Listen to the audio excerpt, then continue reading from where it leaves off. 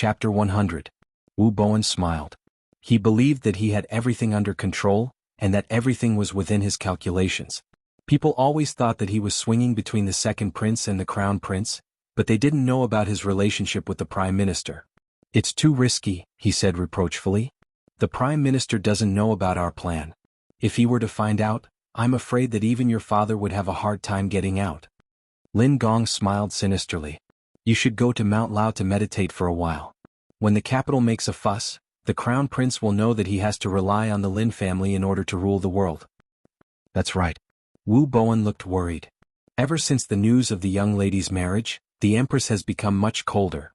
I don't know if it's because the eldest princess can no longer control the palace treasury.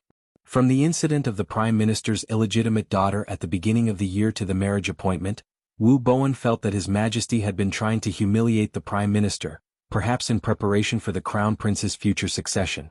As expected, the crown prince began to drift away from the prime minister's manner. So he secretly planned this plan.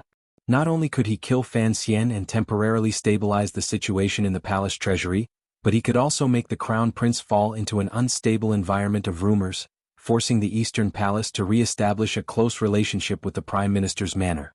But from the beginning, the prime minister had been strictly against this plan, but the second prince had been very enthusiastic. A young master and a strategist began to secretly manipulate these matters, using the name of the prime minister to move the Fong brothers, who had been hiding in the army for a long time. But Wu Bowen had never expected that Fan Xian would be able to escape such a terrifying attack, and even kill the 8th level ace, leaving behind an unerasable trace. But the situation was still under control. General Fong had been silenced. Even if the Overwatch Council found out that he was the mastermind, they wouldn't be able to trace it back to the prime minister. So Wu Bowen told the second prince, Lin Gong, to hurry back to the capital. Lin Gong smiled proudly. "I've been managing this manor for a long time. Even if the palace guards or the Overwatch Council came, it would be extremely difficult for them to come in and capture anyone. Furthermore, we've been so secretive. Who would know that we were here?" Wu Bowen thought for a moment, and it was indeed so. After he relaxed, the inescapable air of a famous scholar appeared again. He waved his paper fan at the grape trellis above his head and said with a smile, "This grape trellis is very elegant, but it reminds me of a joke." "What joke?" "There was an official who was henpecked. One day his face was scratched by his wife. The next day the governor asked him what was going on. The official replied awkwardly, saying that he was enjoying the shade under the grape trellis last night, but the trellis unexpectedly fell and scratched his face. The governor was furious and shouted, 'This must have been done by your family's shrew. How dare you? Quickly summon the bailiffs to bring your wife here.' At this moment, no one expected that the governor's wife was eavesdropping from the back of the court. In a rage, she rushed into the court and berated the governor. The governor panicked and hurriedly said to the official, 'You can leave first. My house's grape trellis has also collapsed.' After telling the joke, the two of them burst into laughter. The second son, Lin Gong, had naturally heard this joke before. However, he understood the meaning behind it. Was Mr. Wu implying that his father was henpecked? But his mother died early. Could it be that the prime minister was afraid of the eldest princess?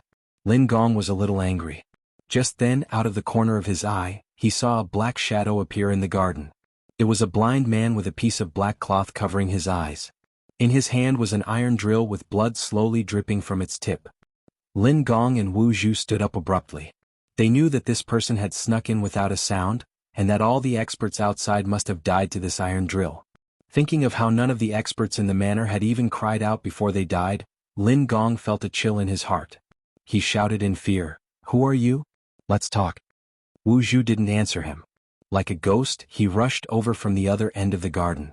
Lin Gong roared, unsheathed the flexible sword at his waist and swung it down. Wu Zhu leaned to the side, dodging the tip of the sword. His whole body was pressed against Lin Gong's face. The two of them were very close and it looked somewhat strange. There was a splat. Fresh blood dripped from the iron drill sticking out of Lin Gong's back. He looked at the black cloth in front of him, his eyes full of fear and disbelief.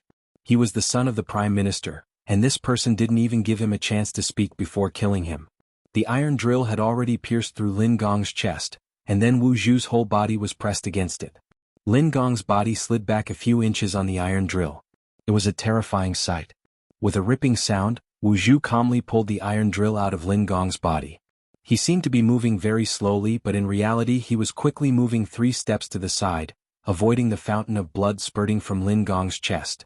The iron drill pierced right through Lin Gong's heart. Blood sprayed out from the small hole. It was a very beautiful sight. Seeing this bloody scene, Wu Boan's face was deathly pale, but he tightly covered his mouth, not allowing himself to make the slightest sound. He saw the black cloth covering his opponent's eyes, and knew that he was blind. He was trying to bluff his way through. Wu Zhu tilted his head slightly, turning around to look at him. Wu Boan's heart surged with intense despair, but a trace of a bitter smile appeared on his face. He tried to make his voice as steady as possible. I am not one of the Prime Minister's men.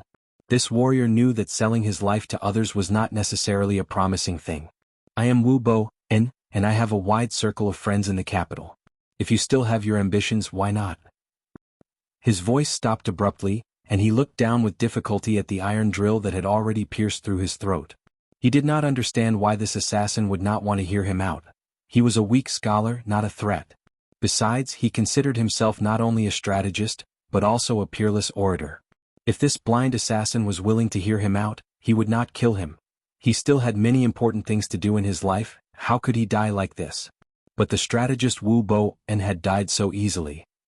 Wu Zhu had lived in this world for more than 30 years, but he had never understood why, whether it was in Dongyi, Northern Wei, the capital, or here, every time he was about to kill someone, these people always liked to talk incessantly. The young lady had once said, "Swords are always more powerful than words." Wu Zhu had always thought he understood the meaning of these words, but he did not understand why the people of the world did not understand this principle. Wu Zhu put away the iron drill and walked out of the garden, a little lonely. After he left, the grape rack finally could no longer withstand the murderous aura of Wu Zhu's quick movements. With a crack, it fell over the 2 corpses. The green leaves covered them, and the old vines were entwined together. For the next few days, there was no other news from the Overwatch Council. Mu Tai had come to Fan Manor once to flatter him, but Wu Boan, who was not famous, but was actually a very powerful strategist, had suddenly disappeared. Fan Xian did not seem to be in a good mood, so when Mu Tai's hand landed lightly on his leg, he did not leave a good impression. Count Sinan's secret agents also quietly joined the search party, but they still came up empty-handed. When Wang Qinian reported the failure of the operation, Fan Xian had no choice but to put the matter aside for the time being. He forced his thoughts to focus on his sister, the bookstore, and the chicken leg. He patiently waited for Uncle Blackcloth's next move. That afternoon, he forced himself to take his sister and Xijia to King Jing's manor. Unexpectedly, King Jing was not there.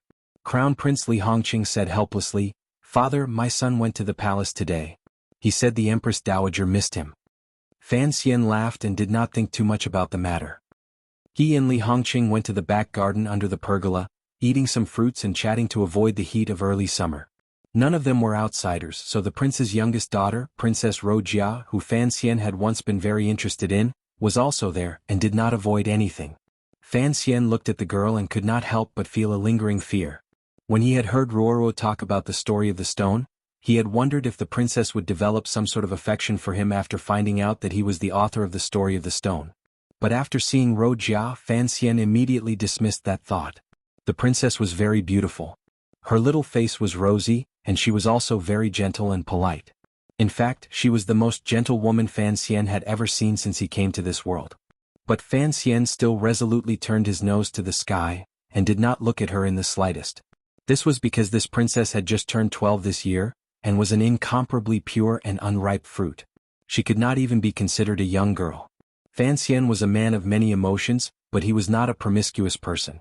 Whenever he thought of doing something with a 12-year-old girl, he felt a pang of fear and tried to avoid it.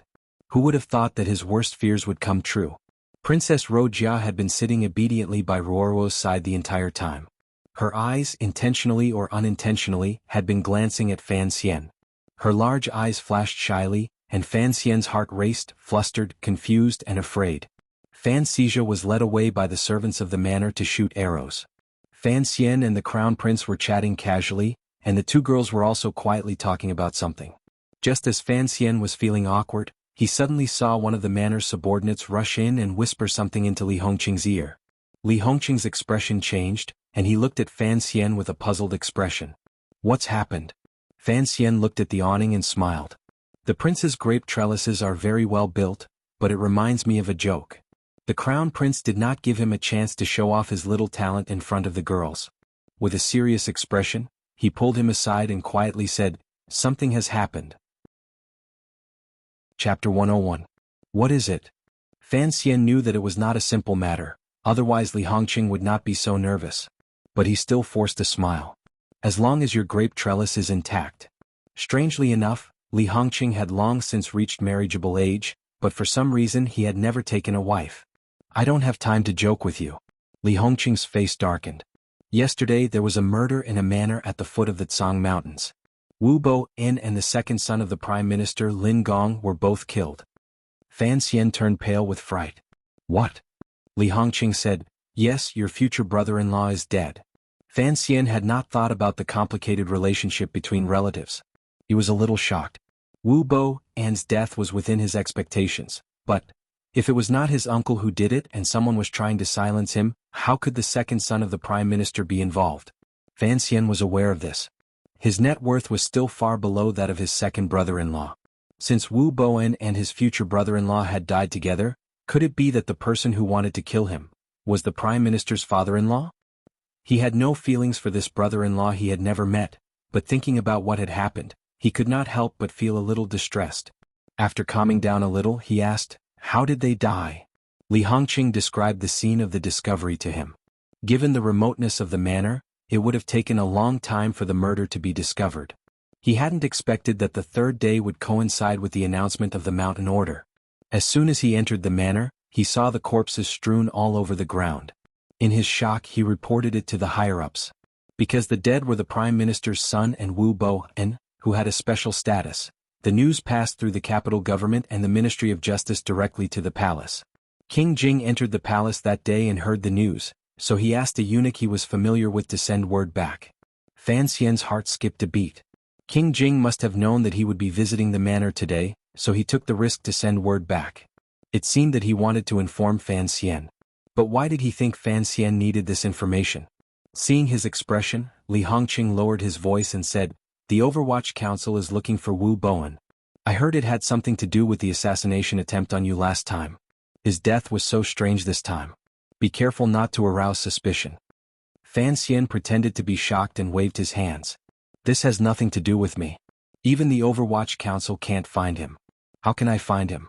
If the Prime Minister really believes this, how can I live in the capital? Li Hongqing saw that he did not seem to be faking it. He breathed a sigh of relief. If you really did it, I will have to reevaluate your power. I will have to please you in the future. By now, Fan Xian was quite familiar with him. He laughed and scolded, what kind of shameful statement is that? I only hope that the Prime Minister will not link his son's death to me, or I will have to thank the gods. Li Hongqing said, I don't think so. Your explanation just now was very convincing. If Sir Chen couldn't catch someone, then it's even more impossible for you to catch him when you've just entered the capital. Even if you did catch him, you wouldn't just kill him to vent your anger. He looked at Fan Xian and said seriously, I believe you. I will speak to my father on your behalf. I believe that the Prime Minister will not act rashly. Fan Xian sighed.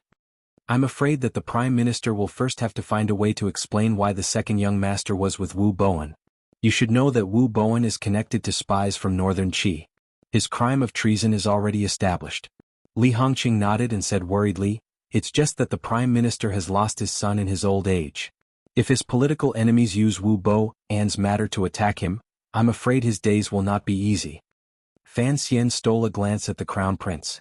Aren't you and the second prince the Prime Minister's political enemies? Why do you have to make it sound so indifferent? After leaving King Jing's manor and getting into the carriage, Fan Ruoruo noticed that her brother's expression was not right. She asked with concern, are you not feeling well? Or did you get sunburned too much earlier? Fan Xizha joined in and sat down, fawningly handing Fan Xian his folding fan. Fan Xian was a little uneasy, so he was a little irritated. He said impatiently, I'm fine. After saying it, he realized that there was something wrong with his tone. He smiled bitterly and explained, there are some troublesome matters that I need to think about. Don't worry about me for now. After entering Fan Manor, the first thing Fan Xian did was run to his father's study. He found that his father was not at home. Perhaps he had been summoned to the palace. Somewhat uneasy, he returned to his room. When he sat down at the table, he realized that his back was drenched in sweat. In fact, when Li Hongqing described the deaths of Wu Bowen and the Prime Minister's second son, Fan Xian already knew who had done it. In this world, no one was more familiar with Wu Zhu's methods and the traces he left behind. That night, when Fan Xian found out the name Wu Bowen in the imperial prison, he knew that Wu Bowen was already a dead man, but he did not expect that Lin Wan'er's second brother would also die. Although he did not know how Wu Zhu had found Mr. Wu, given Wu Zhu's cold and indifferent personality, it was quite normal for him to kill two people behind the scenes who had plotted against Fan Xian. Wu Zhu was a grandmaster. In his eyes, perhaps the son of the Prime Minister was just like the assassin who had come to kill him in Danzhou, flesh and blood. As long as it did not implicate Fan Xian, Wu Zhu's iron rod was not a taboo. Fan Xian was uneasy. If even King Jing believed that he had something to do with Lin Gong's death, what would the Prime Minister think? He wanted to avenge the death of his bodyguard and the serious injuries he and Ting Zijing had suffered. He had also thought that the mastermind behind the scenes might be the Prime Minister, his future father-in-law. If that was the case, Fan Xian thought that he would kill Wu Bowen as a warning. But he did not expect that Lin Wan'er's second brother would die so cleanly. The Lin family only had 2 sons and he heard that the eldest had some problems. Thinking of Lin Wan'er gave Fan Xian another headache. Even if Wan'er had grown up in the palace and had no feelings for the Lin family, they were still related by blood. This was a fact that could not be denied. He stood up and walked around the table twice. His eyes gradually became determined. He decided that for the rest of his life he would never let Wan'er know about this. He could not let her know that it was his uncle who killed her brother. In the depths of the incomparably dignified palace, the room of the most powerful man in the world was far less imposing than the territory he governed. The incense in the cauldron gradually dispersed, leaving behind only a thick layer of incense ash. Outside the door, the sun shone in from the west, and the willows that came rushing over the threshold could be counted in the light. The room was paved with light-colored bricks, and on its left and right stood a dozen or so high-ranking officials of the court. Today was not a formal court meeting, so this was not Taiji Palace but a side hall. The great emperor of Qing did not sit on the high dragon throne, but chose a chair at random to sit on. Today the emperor wore a water blue silk casual robe, with a golden ribbon with a coiled dragon tied around his waist. His jet black hair was tied up tightly, and only a few strands of silver could be seen at his temples. He sat casually on the chair, lower than the officials standing around him, but his aura made him seem like he was sitting at the highest point of the world, looking down on the millions of subjects beneath his feet. Today the affairs of the state had come to an end. Only a few old and important officials remained in the room. Qin Pingping sat first on the left. Because he was in a wheelchair he looked very special. His head drooped listlessly as if he was about to fall asleep. These officials knew that as the emperor's most trusted aide, Director Qin, he had received an edict that he did not need to attend the regular court meetings. But today's meeting was something he had to attend. Prime Minister Lin Ruofu sat first on the right. Today he also had special treatment. He sat on a round stool but his official robe was a bit long so he looked a bit comical. This world-famous treacherous man was born with delicate features and his eyes were bright and full of expression. Only his slightly white beard revealed his true age. It could be assumed that when he was young he must have been a handsome man. Today his eyes were a bit red and swollen and his lips were a bit white. Presumably he had been crying earlier. "My condolences, Prime Minister," the emperor said softly. The room buzzed with echoes. "You should rest in the manor for a few days. It's also good to send that child off." Lin Ruofu stood up and bowed respectfully. Choking with sobs he said, "I dare not. It is already a sin to disturb your majesty regarding my son's matter." The other officials also warmly tried to persuade the old prime minister. The dead could not be brought back to life and so on and so on. Lin Ruofu suddenly said in a loud voice, "Dare I ask your majesty to uphold justice for me, and seek justice for that dead child?" Having said this he knelt down. That afternoon he had learned of his second son's death. The prime minister, who had always had a heart of stone, almost fainted. As the saying goes, the old send off the young. How could he withstand such an emotional blow? The emperor's lips curled up without anyone noticing. But no one dared to stare at the emperor's face, so no one noticed this small detail. His Majesty seemed to be a bit surprised by the prime minister's words. Since the attack on Fan Xian's son 2 days ago, another murder has unexpectedly occurred in the capital. Naturally, the capital government cannot escape responsibility. Do not worry, Prime Minister. I will punish them heavily to give you an explanation. Each department must seize the opportunity to apprehend the culprit, with the Ministry of Justice taking the lead. If there is any disagreement, Director Chen will take command. Chen Pingping seemed to be sleeping soundly, but now he opened his eyes and smiled. Lin Ruofu's eyes shone brightly, but it only lasted for a moment. He kowtowed to the emperor, and under the persuasion of the others, stood up. The emperor looked at him calmly. The kingdom of Qing did not pay much attention to etiquette, and the emperor knew that the prime minister's head was not easy to bear. He suddenly frowned and said, "In the previous incident, there was the shadow of northern Qi. They intended to cause a disturbance in the royal court. Could it be that this time it is another foreign thief? Has the forbidden land fallen to such a state? Send down an edict. Have the 3 departments in the north conduct a thorough investigation." He suddenly reprimanded him sternly. "Chen Pingping, you need to put some effort into the affairs of the council. Do you think the 4th Bureau does nothing? This time you went back to visit your relatives and it dragged on for an extra month. Do you want the children of the officials in the court to die before you are willing to come back?" The emperor's anger silenced the entire hall. Chapter 102. Hearing His Majesty's voice grow louder and louder, the officials were alarmed. It was rare to see His Majesty so angry, and even rarer to reprimand Chen Pingping. Chen Pingping's expression did not change. "On my way back to the capital, someone in the court tried to kidnap the spy from northern Qi, Si Lily. Si Lily is related to the assassination attempt on the son of the Fan family. This is a serious matter, and after receiving the report, I took a detour to escort the spy back. That's why I was delayed for some time." So that's how it is. That's all." The emperor softly grunted. He had raised the matter high and then lightly let it fall. The ministers were initially shocked, thinking that His Majesty didn't seem to like even Qin Daran very much.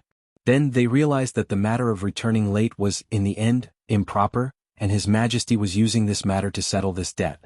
But then they remembered what Chen Pingping had said about Si Lily. This was the first time the officials had heard of someone trying to break a prisoner out, and they couldn't help but be shocked. They wondered if there really was a high-ranking official colluding with Northern Qi to confuse the court.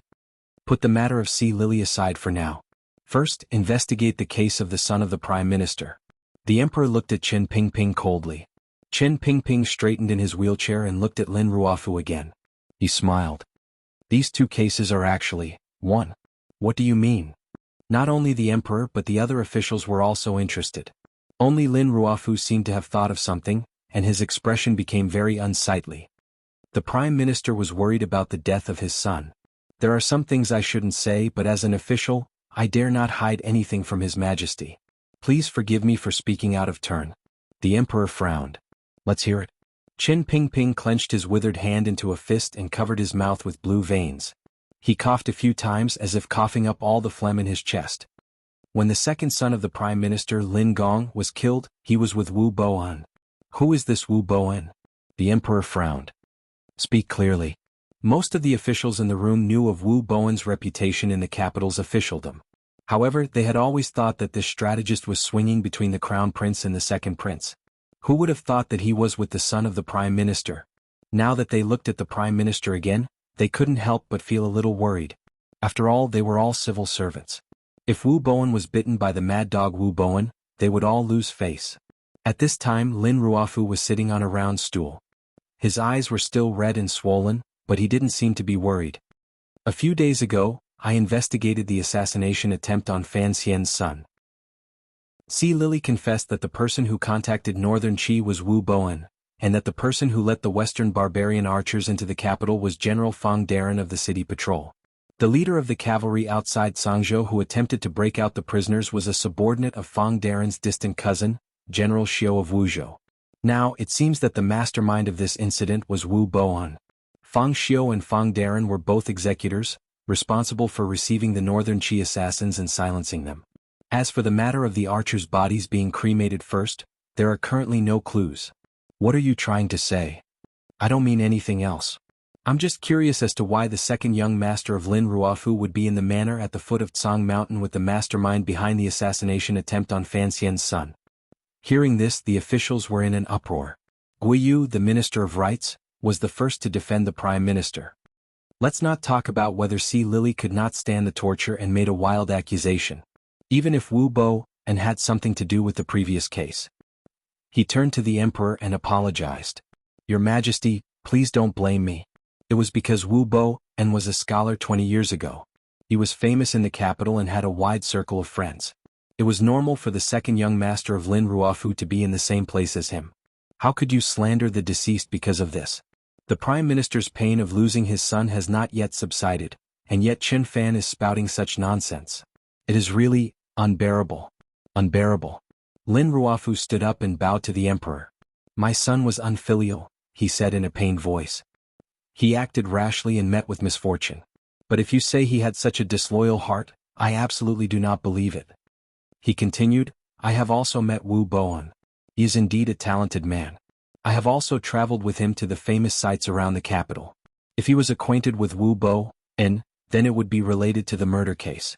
Wouldn't I be unable to escape the suspicion? Correct. An official also shook his head. I have also met Wu Boan. Looking at his face, he seems quite upright. If he really is a cruel and unscrupulous person, then what does it have to do with the second young master of Lin Ruofu? You should be careful with what you say. Lin Ruofu's face was filled with emotion.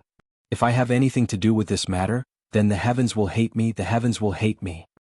Hearing the Prime Minister's heavy words, the officials knelt down with him. Seeing the officials kneeling, the emperor rested his chin on his hand and glanced at Qin Pingping. His eyes were full of smiles. In the blink of an eye, the emperor's face turned frosty. He motioned for the officials to rise and sternly said, Qin Pingping has already apologized. He has not finished yet. Allow him to continue. It was always like this in the court. Qin Pingping dominated the court, and the civil officials always liked to group together. Qin Pingping glanced at Lin Ruofu and said, Prime Minister, please calm your anger. I just feel puzzled.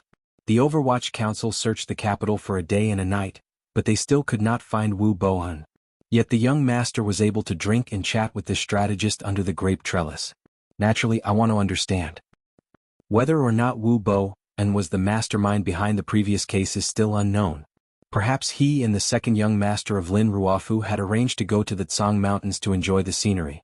Qin Pingping, we will discuss this matter later. The emperor suddenly spoke coldly, stopping Qin Pingping's statement. Seeing that the emperor was on their side, the officials let out a sigh of relief. But Lin Ruofu's heart was struck by the words, discuss later.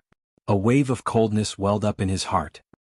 He knew that the emperor was warning him not to make a fuss. This was a kind of exchange, one that did not require the aid of words, but was understood by both sides. Lin Ruofu trusted Yuan Hongdao's judgment. Gong Er's death had nothing to do with the Fan family, so he remained silent and accepted the truth.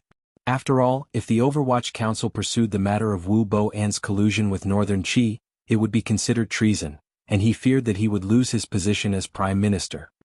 Earlier you said that these two cases were one. What do you mean by that? Qin Pingping looked at the officials with an expressionless face. The officials were afraid of the cold look in his eyes and coughed uncomfortably. He said quietly, after the Ministry of Justice and the Council examined the wounds of the deceased and the scene at the time, they determined that the culprit was Sigu Jian from Dongyi City. Therefore I concluded that the two cases were one.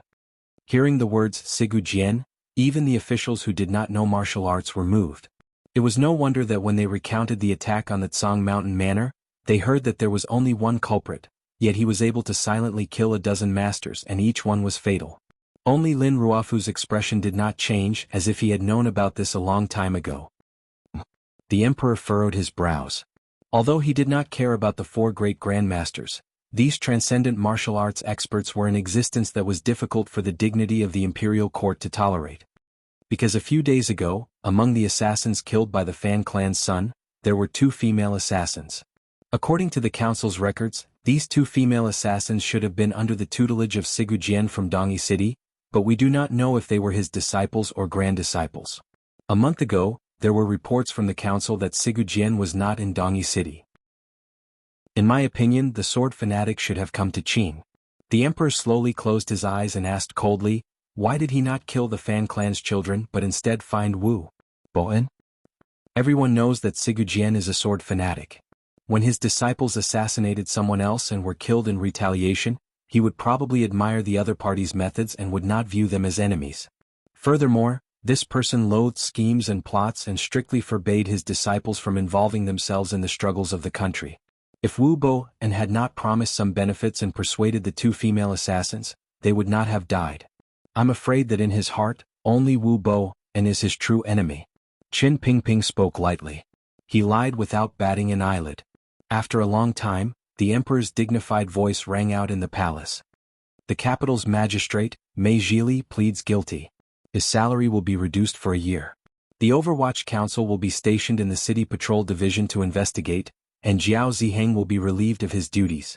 The Ministry of Justice will continue to investigate 2 additional murder cases. After the cases are concluded, an edict will be issued to Dongyi City to hand over the culprit. Having said this, he went up to Lin Ruofu and said a few words of comfort, then left the room. The officials retreated, and a serving girl came forward to push Qin Pingping's wheelchair into the inner palace. The officials were not surprised by this. They had never imagined that they would one day receive such favor from Qin Pingping. That was why they were so tightly united in all matters, big or small. Fighting against the power of the Overwatch Council was the same as fighting against the emperor's personal power. This was the traditional concept of the civil officials since the founding of the Qing kingdom. It seemed to have been deeply ingrained in their heads and could never be shaken off. The officials even thought maliciously that perhaps it was because Qin Pingping was paralyzed and had no children that the emperor trusted him so unreservedly. In the quiet depths of the palace, there were no eunuchs or serving girls. Only the emperor and Qin Pingping sat facing each other. The emperor raised his teacup and took a sip. He seemed to feel that the temperature of the tea was not quite right. He frowned and smashed the cup in front of Qin Pingping's wheelchair. Crack! The porcelain cup shattered into pieces, and the tea soaked the bottom of Qin Pingping's trousers. His legs were not good and he could not avoid it. Different from before, the emperor's voice was particularly cold and oppressive. Sigujian? This answer is a bit preposterous. It was as if Qin Pingping did not see the scene in front of him. With a face full of smiles, he replied respectfully, I dare not hide this from you, your majesty. That wound was mournful and had a sense of loss. The Ministry of Justice and the Council all agreed on this. The emperor curled the corners of his lips and looked at him with a smile. Suddenly, a strange light flashed through his eyes. He asked in a loud voice, Is Lao Wu in the capital? Qin Pingping slowly raised his head and opened his lips. A moment later he said, Correct. Sir Wu is currently in Jingdo. The emperor seemed a bit tired. He rubbed the space between his brows and lightly said, Just how many things are you hiding from me? He then sighed and said, Never mind. Since you even dare to hide the couplet, then you must hide it from the people under heaven. Don't let those people know of Lao Wu's existence. Chapter 103. Yes, sir, Qin Pingping answered respectfully. Were those 2 female assassins really Sigu Jian's disciples? Yes. The emperor suddenly furrowed his brows and asked, Would Sigu Jian really not kill the Fan family's son for revenge? Qin Pingping answered respectfully, A grandmaster will always have some heirs. He is still training in the Dongyi sword pit. As long as Fan Xian does not go to Dongyi, it will be fine. I am also handling this matter. I know. We didn't finish talking about it the night before yesterday. We will continue today. The emperor half closed his eyes to rest. It took you so long to return to the capital. Even if you are not afraid of the censor's complaints, I still have to consider the opinions of the people. I know you are throwing a tantrum and are not satisfied with the arrangements you have made for him. Qin Pingping gently rubbed the fingernail of his right hand's ring finger. It was unclear whether he was nervous or excited, but his wrinkled face remained calm. After this matter, I reckon the Prime Minister will bear a grudge. Although he will believe that it was Sigu Jian who did it, he will always believe that his son died because of Lady Fan. This marriage, I think we should forget about it. The emperor calmly said, It doesn't matter. King Jing has already entered the palace. For some reason he likes that kid very much. Don't be fooled by his indifference. If he really wants to protect someone, no one in the court would dare to touch him. As for Lin Ruofu, he is a smart man. After Lin Gong's death, who should he trust? 20 years later, he should make a truly smart decision. King Jing? Qin Pingping was a little surprised. Of course, he did not recognize him, so I do not know where his affection for that kid came from. The emperor sighed. Perhaps it is all fate. It seemed that these words touched on some old pain. The emperor and the official fell silent at the same time. Qin Pingping suddenly said, I opposed this marriage 4 years ago. Today I still oppose this marriage. The emperor opened his eyes and looked at him. You are younger than me, but you have worked hard all these years and have aged a lot. In the future you should worry less about these things. The matters of these little fellows are not qualified for you to worry about them. Qin Pingping smiled. When this is over, I will retire. What is it, Your Majesty, about that child? The emperor's tone became indifferent. In order to leave his mother's things to him, I went through many twists and turns. I pretended to feel sorry for Chen, made her a princess and used this property as her dowry. Then I asked the Empress Dowager to appoint a marriage. Only then did I give him these things. I have put in a lot of effort. Could it be that you are still dissatisfied? I wouldn't dare. Chen Pingping knew that in order for Fan Xian to be able to regain control of the Yi family, the emperor had used many methods. He said seriously, however, I have always wondered how the Overwatch Council would be dealt with if one day I passed away. If the council was handed over to an outsider, it would be a very dangerous matter. Unlike the succession of imperial power, the Overwatch Council was a somewhat abnormal existence. It was completely dependent on the emperor's unparalleled trust in Chen Pingping and Chen Pingping's unparalleled loyalty to the emperor. If Chen Pingping died, no matter who took over the Overwatch Council, it could have an unimaginably terrifying effect on the Qing court. If it was handed over to an official, there could be a powerful official who could threaten the royal family.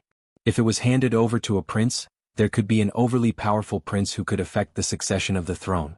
The emperor closed his eyes again as if thinking about something. You think I should hand the council over to him? Correct. Since that child is not an outsider, he will not threaten the palace. But his background means that he cannot participate in the struggle of the emperor's family, so he can maintain a neutral position, Chen Pingping replied slowly. The emperor seemed to be moved. Let me think about it. Take good care of your body. You still have 10 or 20 years to live. There is no need to rush this matter. Yes. Chen Pingping saw that today's goal had been achieved. He respectfully bowed and retreated. A palace maid saw him from afar and came to help him walk out of the palace. The emperor stood up and closed his eyes for a long time. Suddenly, he opened his eyes and watched the wheelchair walk out of the palace.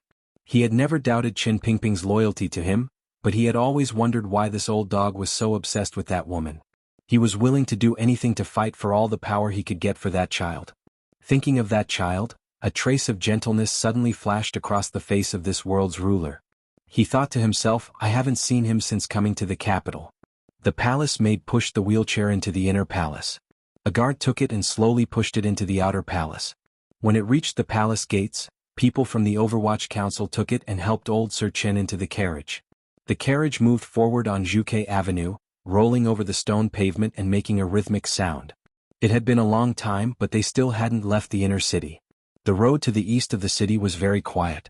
At this time the sky was half dark. The carriage turned diagonally and stopped in a secluded place. There, another carriage was already waiting. The officials from the Overwatch Council and the guards next to the carriage didn't seem to be familiar with each other, but they tacitly left the carriage at the same time and scattered around, forming a relatively hidden defensive circle. The two carriages were very close to each other. At the same time, the people in the carriage opened the side curtain and looked at each other. It was Chen Pingping and Fan Xian's father, Fan Jian, the assistant minister of the Ministry of Rights. Chen Pingping looked at this righteous face and was very angry. While I was not in the capital, you coaxed His Majesty into finding a good marriage for your son. Fan Jian saw that he was angry, but he was neither afraid nor nervous. He smiled and replied, For years ago you ruined my plans. I'm just trying to make things right. Chen Pingping coldly said, What's there to be happy about with such a pile of stinking money? Fan Jian shook his head. Money is the most important thing. Don't forget that when the council was first built, if it weren't for Xianer's mother, you would be starving. The palace treasury of today is no longer the Yi family of the past. If the Fan family were to take over, I'm afraid they would be badly battered. His Majesty forced the Lin family to acknowledge an illegitimate daughter so that you and the Prime Minister could live in peace. At the same time, it was also for the future. Otherwise, if people found out that a princess was married to a prince, what would they say? Chen Pingping laughed coldly. Listen to my advice. Annul this marriage. It will be a good thing for both of you. You think I don't know what you're planning? Fan Jian frowned. You've always believed that the eldest princess had something to do with what happened back then. But after all these years you still haven't found any evidence. That's not the only reason. Chen Pingping's face was cold. Even if His Majesty feels that he owes him, think about it. If His Majesty really did listen to you and return the Yi family to him, what would happen to the council? His Majesty is a great strategist. He would never allow anyone in the world to wield these two national weapons at the same time. Not even him. Fan Jian's frown deepened. If you know all this, then why did you involve my son in this matter? Wouldn't it be better for him to be a rich man? Is it that easy to be a rich man? With you and me in the capital, and the eldest princess having been taught a lesson, the next few years should be very peaceful. Qin Pingping's voice was cold. Don't forget your son was almost killed a month ago. Fan Jian stared into his eyes. That was my negligence, but it was also your fault. If you hadn't been so angry and refused to return, then there wouldn't have been so much trouble in the capital. Qin Pingping calmly said, if your son had died just like that, would you and I still need to put in so much effort?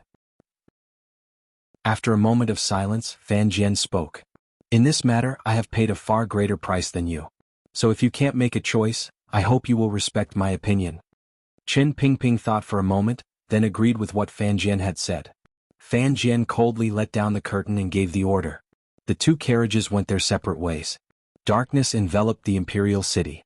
In this ink-like background, some people gathered for the sake of benefits and some gathered for the sake of ideals. Then they would often separate because of the same two words, waiting for some day or some coincidental reason to come together again. At the foot of the royal city, next to the tall red walls of the palace, a sedan chair walked slowly. Behind it followed a few attendants. The imperial guards at the palace gates saw the sedan chair walk around the palace walls, but no one came forward to question it. It was the Prime Minister's sedan chair. This was the Prime Minister's habit. Whenever the kingdom of Qing encountered a problem, he would always have his sedan chair carried around the palace walls. Some people said that he pondered in a strict and quiet environment. Those who despised the Prime Minister believed that this strange habit of his showed some kind of sick fanaticism for power. In the second year of the Qing calendar, there was a flood in the southern river. The Prime Minister sat in his sedan chair and circled the palace walls many times. The next day he presented a memorial detailing the division of labor and procedures for disaster relief. It was clear and powerful, but the most crucial aspect of money was money. The Ministry of Revenue found it difficult to make ends meet. At this time, the palace treasury received a large sum of money from overseas trade, which provided protection for the Prime Minister's plans. His Majesty was very pleased. People often said that the Prime Minister was a treacherous man. One could tell just by looking at his manner. The Prime Minister was a capable man. One could tell just by looking at the world. But regardless of whether he was a treacherous man or a capable man, at certain times, he would always return to his most primal role, such as being a father. Today the Prime Minister's sedan chair circled the palace walls. No one dared to disturb him because everyone knew that his second son had died and he was in a bad mood. The night gradually deepened. Red candles and lanterns were lit in the palace. A faint yellow light spilled over the high walls, but this side of the palace walls was still pitch black. The sedan chair slowly walked to a secluded corner of the palace walls. In the distance, a lantern swayed as it approached. As it got closer, it became clear that it was also a sedan chair. Chapter 104. The two palanquins stopped at the same time. The bearers carefully put down their poles, and just like when Fan Xian and Qin Pingping met, they quietly retreated into the distance. The palanquins naturally leaned forward so the people sitting inside should be uncomfortable. But strangely, neither the Prime Minister nor the person in the palanquin came out to greet them. So the palanquins bowed to each other like two friends greeting each other, or like a couple bowing to heaven and earth before their wedding night. Ruofu, don't be too sad. A soft and weak voice finally came from the opposite palanquin. It was the eldest princess coming out of the palace to see her lover from many years ago. Hearing this familiar voice, the Prime Minister frowned slightly, as if remembering something from many years ago. He said lightly, I am very grateful that the eldest princess is concerned about my family matters. Hearing his distant words, the eldest princess's voice immediately became mournful. This difference between master and subject, how can it be brought up between the two of us? Why are you speaking so coldly today? A cold laugh came from the Prime Minister's palanquin. Your Highness, Ruofu is incompetent, but I do not want to become a dough that you can knead as you wish. The other palanquin fell silent as if not expecting such hurtful words. After a long while she replied pitifully, Ruofu, what do you mean? Although Gong is not my child, I always send people to send gifts to your residence during the festival. I love him as much as you do. As a dignified princess, am I your punching bag? Forget it, you are not in a good mood today, so let's not talk about it. Lin Ruofu suddenly snorted. I have met with the eldest princess today to tell you that I have agreed to Chinner's marriage in October. It was completely dark outside the palace walls. Only the lantern placed next to the eldest princess' sedan gave off a bit of light. The long period of silence was enough to prove how shocked the seemingly weak woman in the sedan was right now, and how angry she was after hearing these words. After a long time, the eldest princess' clear voice that was like the cold winds of winter came through the sedan curtains. That is my daughter. I will not let her marry that little bastard of the Fan family. Whether in or out of the palace, the eldest princess had always given people an image of weakness. Who knew that her words would be so harsh? Can you persuade His Majesty? Lin Ruofu's voice carried a trace of self-blame and self-pity. Moreover, Your Majesty has let the world know that Chinner is my daughter. This means that she is destined to be a dishonorable character. The eldest princess's voice immediately became extremely sad and beautiful. You really have the heart too. Hearing her voice now, Lin Ruofu felt disgusted. He said with disgust, if Princess is worried about the palace treasury, that is no longer within the scope of my consideration. Chang Gongfang said in a trembling voice, if you don't consider it, who will? I am just a woman living alone in the palace. Do you think it was easy for me all these years? Inside the palanquin, Lin Ruofu's face was filled with loathing. I have a daughter, but I can't see her all year round. I can only occasionally catch a glimpse of her from afar at the palace banquets. Do you think it's easy for a father like me? The eldest princess miserably explained, this is something that can't be helped. Back then I was secretly pregnant, and I didn't have the heart to ruin your future, so I raised her alone. These years I have helped you take care of things in the palace, and secretly transferred silver from the palace treasury for you to use. Don't tell me you don't think of my kindness? The voice in the Prime Minister's palanquin grew cold. Lin Ruofu growled in a low voice, my future? Since then, when have I ever taken the initiative to ask for such a future? Back then I was a poor scholar, but now I have become a Prime Minister. It seems to be glorious, but I can't see my daughter. I gave birth to a son, but... He said in a trembling voice in the palanquin, but died tragically in front of me. This is not my future what I want. This is only the power you want. You are not willing to marry a prince who will never be able to make a name for himself, and live the rest of your life in peace. Do you think I should thank you for this? Hearing these words, the eldest princess was enraged. In a shrill voice she cried and cursed, Lin Ruofu, things have already reached this point, yet you still say such nonsense. If you really are not satisfied, why didn't you say anything when you were transferred to the Imperial Censorate to be the Imperial Censorate? Why didn't you feel sad when you were transferred to Hanlin Academy? Why didn't you blame yourself when I helped you get the position of Assistant Minister of the Ministry of Appointments? When you were promoted step by step, you didn't remember my kindness. Now that things are not going your way, you vent all your anger on me. Very well, Ruer. Hearing the eldest princess's voice become louder and louder, Lin Ruofu's voice calmed down. His words were filled with resentment. I would rather you be this kind of shrew than to always have that kind of sorrowful appearance. Do you know that that is very disgusting? The eldest princess was so angry that she couldn't speak. As for Chinner's marriage, I have decided. I have observed Fan Xian. No matter what kind of person he is, at least he is not someone who will die easily, Lin Ruofu said coldly. I do not wish for my daughter to become a widow. The eldest princess rebuked him. Have you lost your mind today? Gonger has just been murdered, and you are in such a hurry to win over the Fan family. Do you really believe what that old dog Chen Pingping said? Sigu Jian is a man of high status. How could he come to the capital to kill people? Perhaps Fan Jian is the mastermind behind this. Lin Ruofu said coldly, the one who died was my son. Do you think I did not go to see him for the last time? Those scars cannot be hidden. Sigu Jian's sword will is sharp but casual. Even if I am mistaken, the one in my household will not. Seeing that she could not convince him, the eldest princess's tone softened. She pleaded, wait for me to investigate. Even if you do not pity me, do not let Chinner marry into the Fan family. After a moment of silence, Lin Ruofu finally spoke. Wu Bowen suggested to me the plan to assassinate Fan Xian. I did not agree. I did not expect him to persuade the stupid Gonger. The eldest princess fell silent. She knew that it was difficult to convince him that she had nothing to do with this matter. Wu Bowen is your man.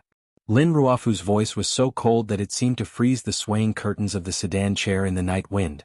I always knew that he was one of your people, that he was someone you used to monitor me, but I never thought that my son would die because of you.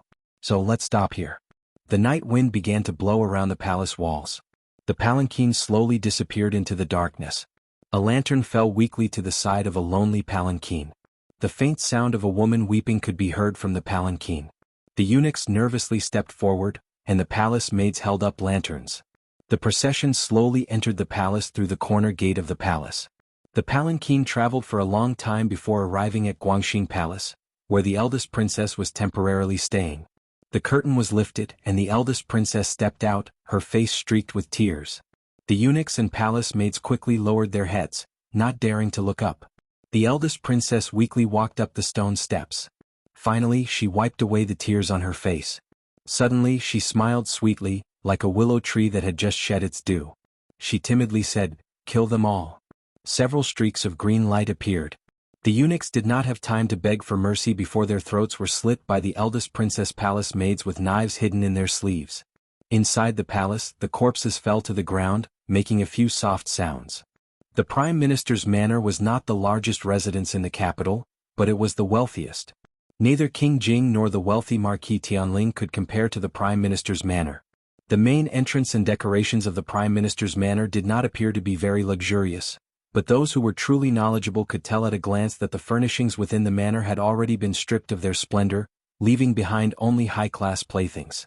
Just a few chairs could probably be replaced by King Jing's large nursery. Of course, the comparison we're making here naturally excludes His Majesty's residence. His residence is called the Imperial Palace. Who would dare to compete with him there? Lin Ruofu was able to amass so much wealth in a short span of 20 years. Everyone knew that he was greedy and crafty, but His Majesty always turned a blind eye and pretended not to see it. This was a very confusing matter. Walking through the front hall, Lin Ruofu greeted the civil officials who had come to offer their condolences. His expression was somewhat dejected as he walked into the inner residence. The officials knew that the prime minister was in a low mood and did not want to disturb him, so they all took their leave.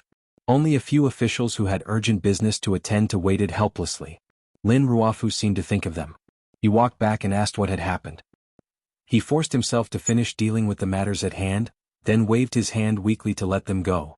When these officials left the manor, they were filled with self-blame and indescribable admiration. The prime minister had encountered such a calamity, yet he was still able to put public affairs first. He was truly a rare pillar of the nation. Arriving at the inner residence and entering the study, Lin Ruofu sat at the table and did not say a word for a long time. "Sir, it does not seem appropriate to fall out with the Eastern Palace at this time." Yuan Hongdao, the closest friend of the Prime Minister and his most trusted advisor, brought him a cup of tea. Today Yuan Hongdao was wearing plain clothes. Seeing Lin Ruofu forcing himself to stay awake, he couldn't help but feel gloomy. "Let's not talk about this for now," he said. "You should go and rest first." Lin Ruofu shook his head. His wrinkles were filled with deep worry. "Now that things have come to this," he said quietly, "for the sake of this manor and the people of the Lin clan, I have to make a plan." Chapter 105. Yuan Hongdao frowned. The Prime Minister said softly, "I've been in court for too long, and I don't know how many people I've offended. I have 2 sons and a daughter, and I had hoped that Gong would be successful. Who would have thought that he would suffer such a calamity? Now I only have Da Bao and Qin. I have to make some arrangements for them." Yuan Hongdao frowned again. "But this change seems to be a little too drastic." Lin Ruofu's gaze suddenly softened. "As a father, there's no need to be so protective of your body. If we're talking about a fight for the throne, His Majesty is in the prime of his life. I'm afraid you and I will be long dead by then. There's no need to worry so much." He then asked, "Are you sure it was Sigu Jian who did it?" Yuan Hongdao nodded. "Yes." Lin Ruofu took a deep breath. "Sometimes I find that the power in my hands can't be exchanged for anything. But since the Fan family and the Overwatch Council have been secretly working together for so many years, I think that if I were to be included, they wouldn't refuse." Yuan Hongdao smiled. Assistant Minister Fan, relying on his friendship with His Majesty, pushed for this marriage. "Presumably you've been hoping for it for a long time." Lin Ruofu smiled. "In a few days I want to see that Fan Xian with my own eyes. I want to see if he's worthy of my daughter." Yuan Hongdao then said, "What about the eldest princess?" He knew that the Prime Minister's second son's unnatural death was inextricably linked to the eldest princess's plan, so Yuan Hongdao very carefully mentioned her name. Li Yunrui had Wu Bo, and prepare for the first assassination. It was a plan that killed 3 birds with 1 stone.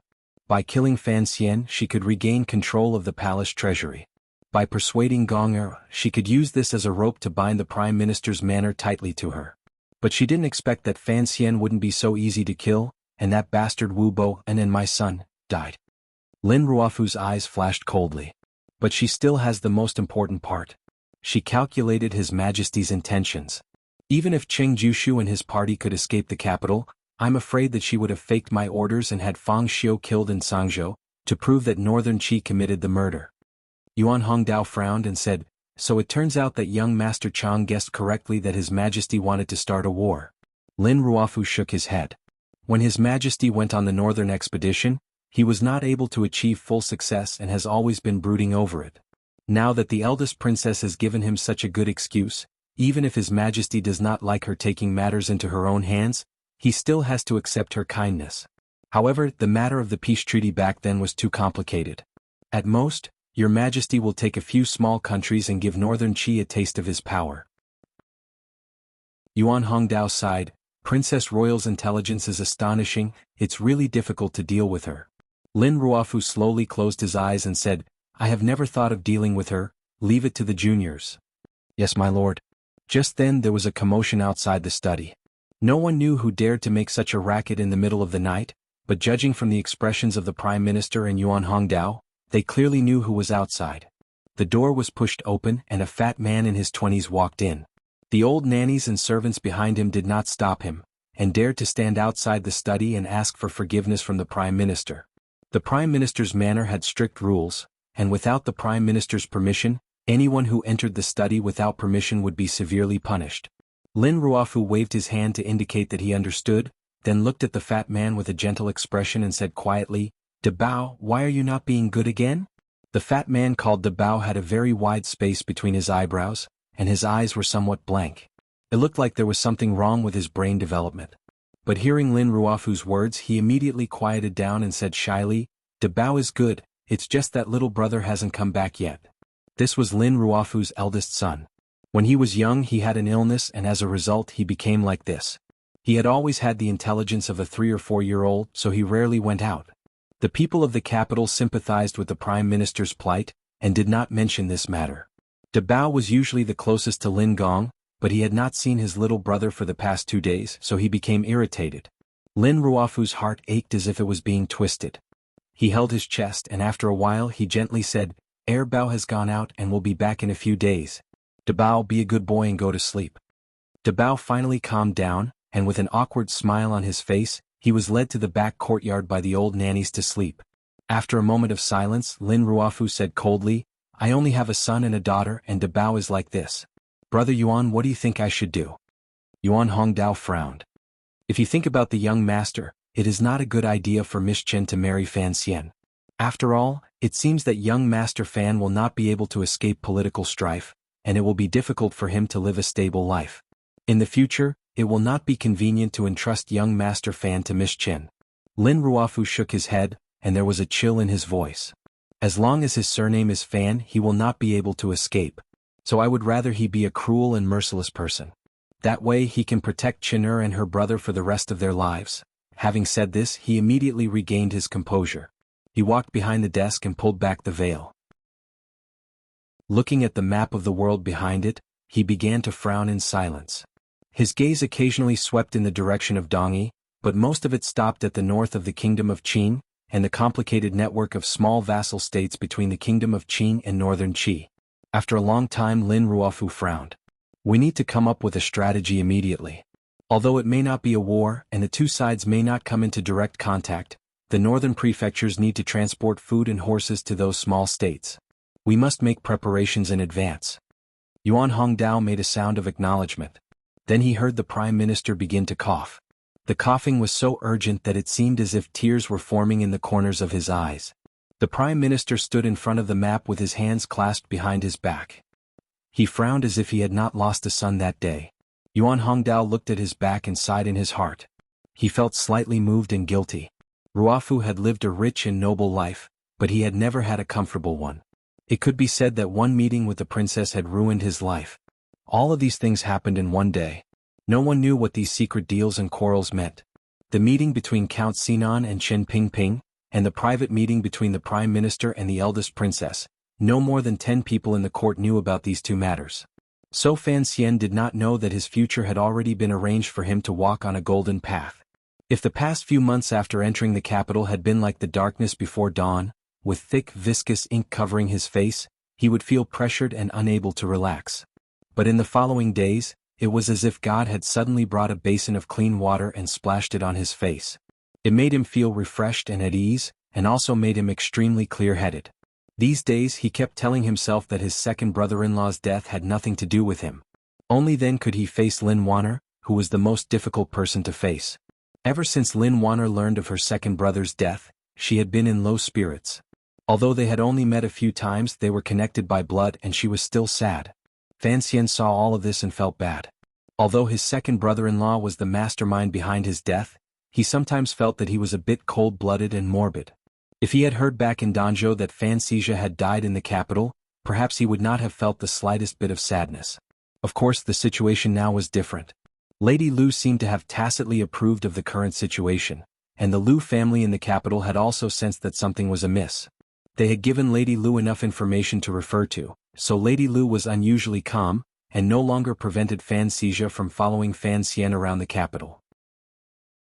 What made Fan Xian feel most at ease was that no one, including the Prime Minister, seemed to suspect that the death of the second son of the Prime Minister had anything to do with him. In fact, he and King Jing were overthinking this matter.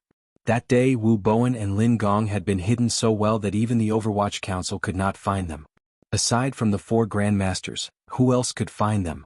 As long as no one knew of Fan Xian's relationship with Wu Zhu, no one would suspect that Fan Xian had anything to do with Lin Gong's death. What was even more surprising to Fan Xian was that, after many messages, he received some vague information from the Prime Minister's manner. The Prime Minister had expressed some degree of approval for the October wedding. Just as Fan Xian was wondering if the old man had truly become disheartened at seeing his son die, the crafty Count Sinan, Fan Jian, understood the reason behind this before anyone else in the court. For some reason the Prime Minister and the Eastern Palace or the eldest princess were at odds. This was Lin Ruofu looking for a new investment direction. Perhaps it was a sign that the Prime Minister's political focus had begun to shift towards the second prince. The 2 assassinations, one after the other, shook the skies of the capital like 2 bolts of spring thunder. But after the spring thunder there was no rain, and the matter gradually faded. But the Prime Minister seemed to be grieving over the death of his son, and became somewhat disheartened. He rarely attended court, citing his illness. The crippled Director Qin also did not attend court much. He only stayed in the courtyard, occasionally issuing a few orders. Thinking of this, Fan Xian was puzzled. Why did Qin Pingping not summon him after returning to the capital? He still did not know that the cripple had been spying on him in the celestial prison. Even more puzzled was that Qin Pingping had clearly returned to the capital. So where had Fei Ti gone? In any case, after this short but bitter confrontation, the various powers in the imperial court paid the price of a few lives and rebuilt a somewhat fragile balance. Some people accepted changes that they had no choice but to accept, such as the change of control of the palace treasury in a few years. Others began to find another way to protect themselves and their families, such as the Prime Minister. These changes were undoubtedly extremely beneficial to Fan Xian. At least he did not have to worry too much about his personal safety. Only now did he write a letter to his grandmother, who was far away in Danzhou. He told her that he was doing very well in the capital, and asked her not to worry too much. After spring came summer. Although this was nonsense for Fan Xian, who had finally found a foothold in Jingdou, there was finally less of the rain in his life and more of the bright, sunny days. Happy days seemed to be slowly waving at him from the other side. Summer had come. Could the autumn wedding be far behind? Chapter 106. The imperial edict had already been sent to Dongyi, but Dongyi had only humbly and flatteringly replied to the edict, offering a large sum of gold and silver. They refused to admit that they had anything to do with the manor at the foot of Tsang Mountain. This was a response anyone could imagine. The great grandmaster who guarded Dongyi's sword lodge alone maintained his pride. At the same time, he did not want to bring disaster to the millions of people surrounding Dongyi, so he could only remain silent. The situation in the north was tense. The evidence of northern Qi's meddling in the internal affairs of the Qin kingdom was a fact that they could not defend themselves. So the two sides trained their troops on the border, and small conflicts broke out between the small vassal states that each side controlled. It seemed that a war was about to break out. Dark clouds floated in the north of the Qing kingdom, but it was midsummer in the capital. People wandered about freely, enjoying the peace and prosperity that came with a flourishing age. Fan Xian was also one of them. Although the incident at Nyolan Street had not ended with his own hands, it could be considered as an explanation to himself and those who had died. And in the process of handling this matter, he learned many things. Although every step he took was actually relying on the power of the Overwatch Council, he learned a lot about the Overwatch Council's procedures. Other than what Fei Jie had taught him all those years ago, he learned a lot more about the Overwatch Council's procedures. The summer was hard to endure. The lawsuit between the Fan family and the Guo family had finally come to an end. In the eyes of many, this was already a small matter.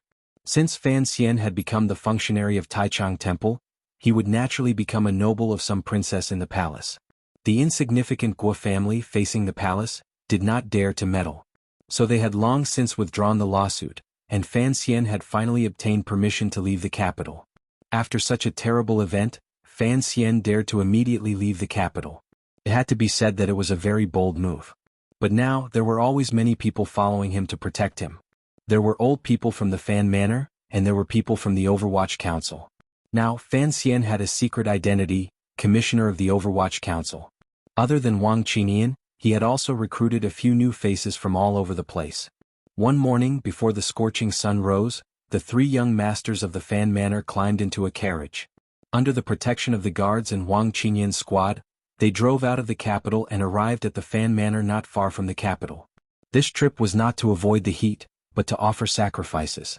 In the cemetery, the guards had already laid out the offerings such as fruits, incense, candles, and the like. Fan Xian silently looked at the few new gravestones, and his heart was filled with complicated feelings. Ever since his rebirth, he had been holding on to his thoughts, but at this moment he became somewhat absent-minded. The smoke from the burning paper money was very heavy, and Fan Xian could not stand it anymore. He retreated to the carriage, but Ruoruo endured the smoke. She squinted her eyes and held her brother's sleeve as she stood in front of the grave. She knew that the three guards who were laid to rest here had died for her brother's sake, so her heart was filled with gratitude. Furthermore, she had been taught about this in Fan Xian's letters since she was a child, so she did not think that paying respects to servants was against the rules. In the smoke, a few new guards stood silently behind Fan Xian. Whether it was because of the smoke or the fire, the men's eyes were slightly red. The way they looked at their young master's back was different. After a while, one of the guards kindly advised, "Young master, you've come to see these brothers. It's good enough that you've come to see them. There's a lot of smoke here, so let's go back to the manor." Fan Xian's eyes were also badly stained by the smoke. He smiled and rubbed them. He listened to the guard and got into the carriage. In the carriage, Fan Xian was looking at the accounts of Dombo bookstore for the past month. Seeing his brother and sister enter, he shifted his seat and suddenly lowered his voice. "Big brother, is this a trick to buy people's hearts?" Fan Xian's mood was somewhat gloomy. He smiled and ignored him. He used his hand to ruffle the hair on Fan Xian's big head. "You have to believe that there are some things in this world that are true. A heartless man may not necessarily be a true hero." Fan Ruoruo softly said, "How can a man not love his son?" Fan Xian looked at his sister with some surprise. "You." Ruoruo lowered her head and explained, "Brother said it once a few days ago, so I remembered it." Fan Xian was very happy to find that his sister was so thoughtful and intelligent. "Remember," he said softly, "this was said by a man named Zhou." Fan Xian looked at him and muttered, "Oh, you've changed your pen name again? When are you going to bring out the last dozen or so chapters of Story of the Stone?"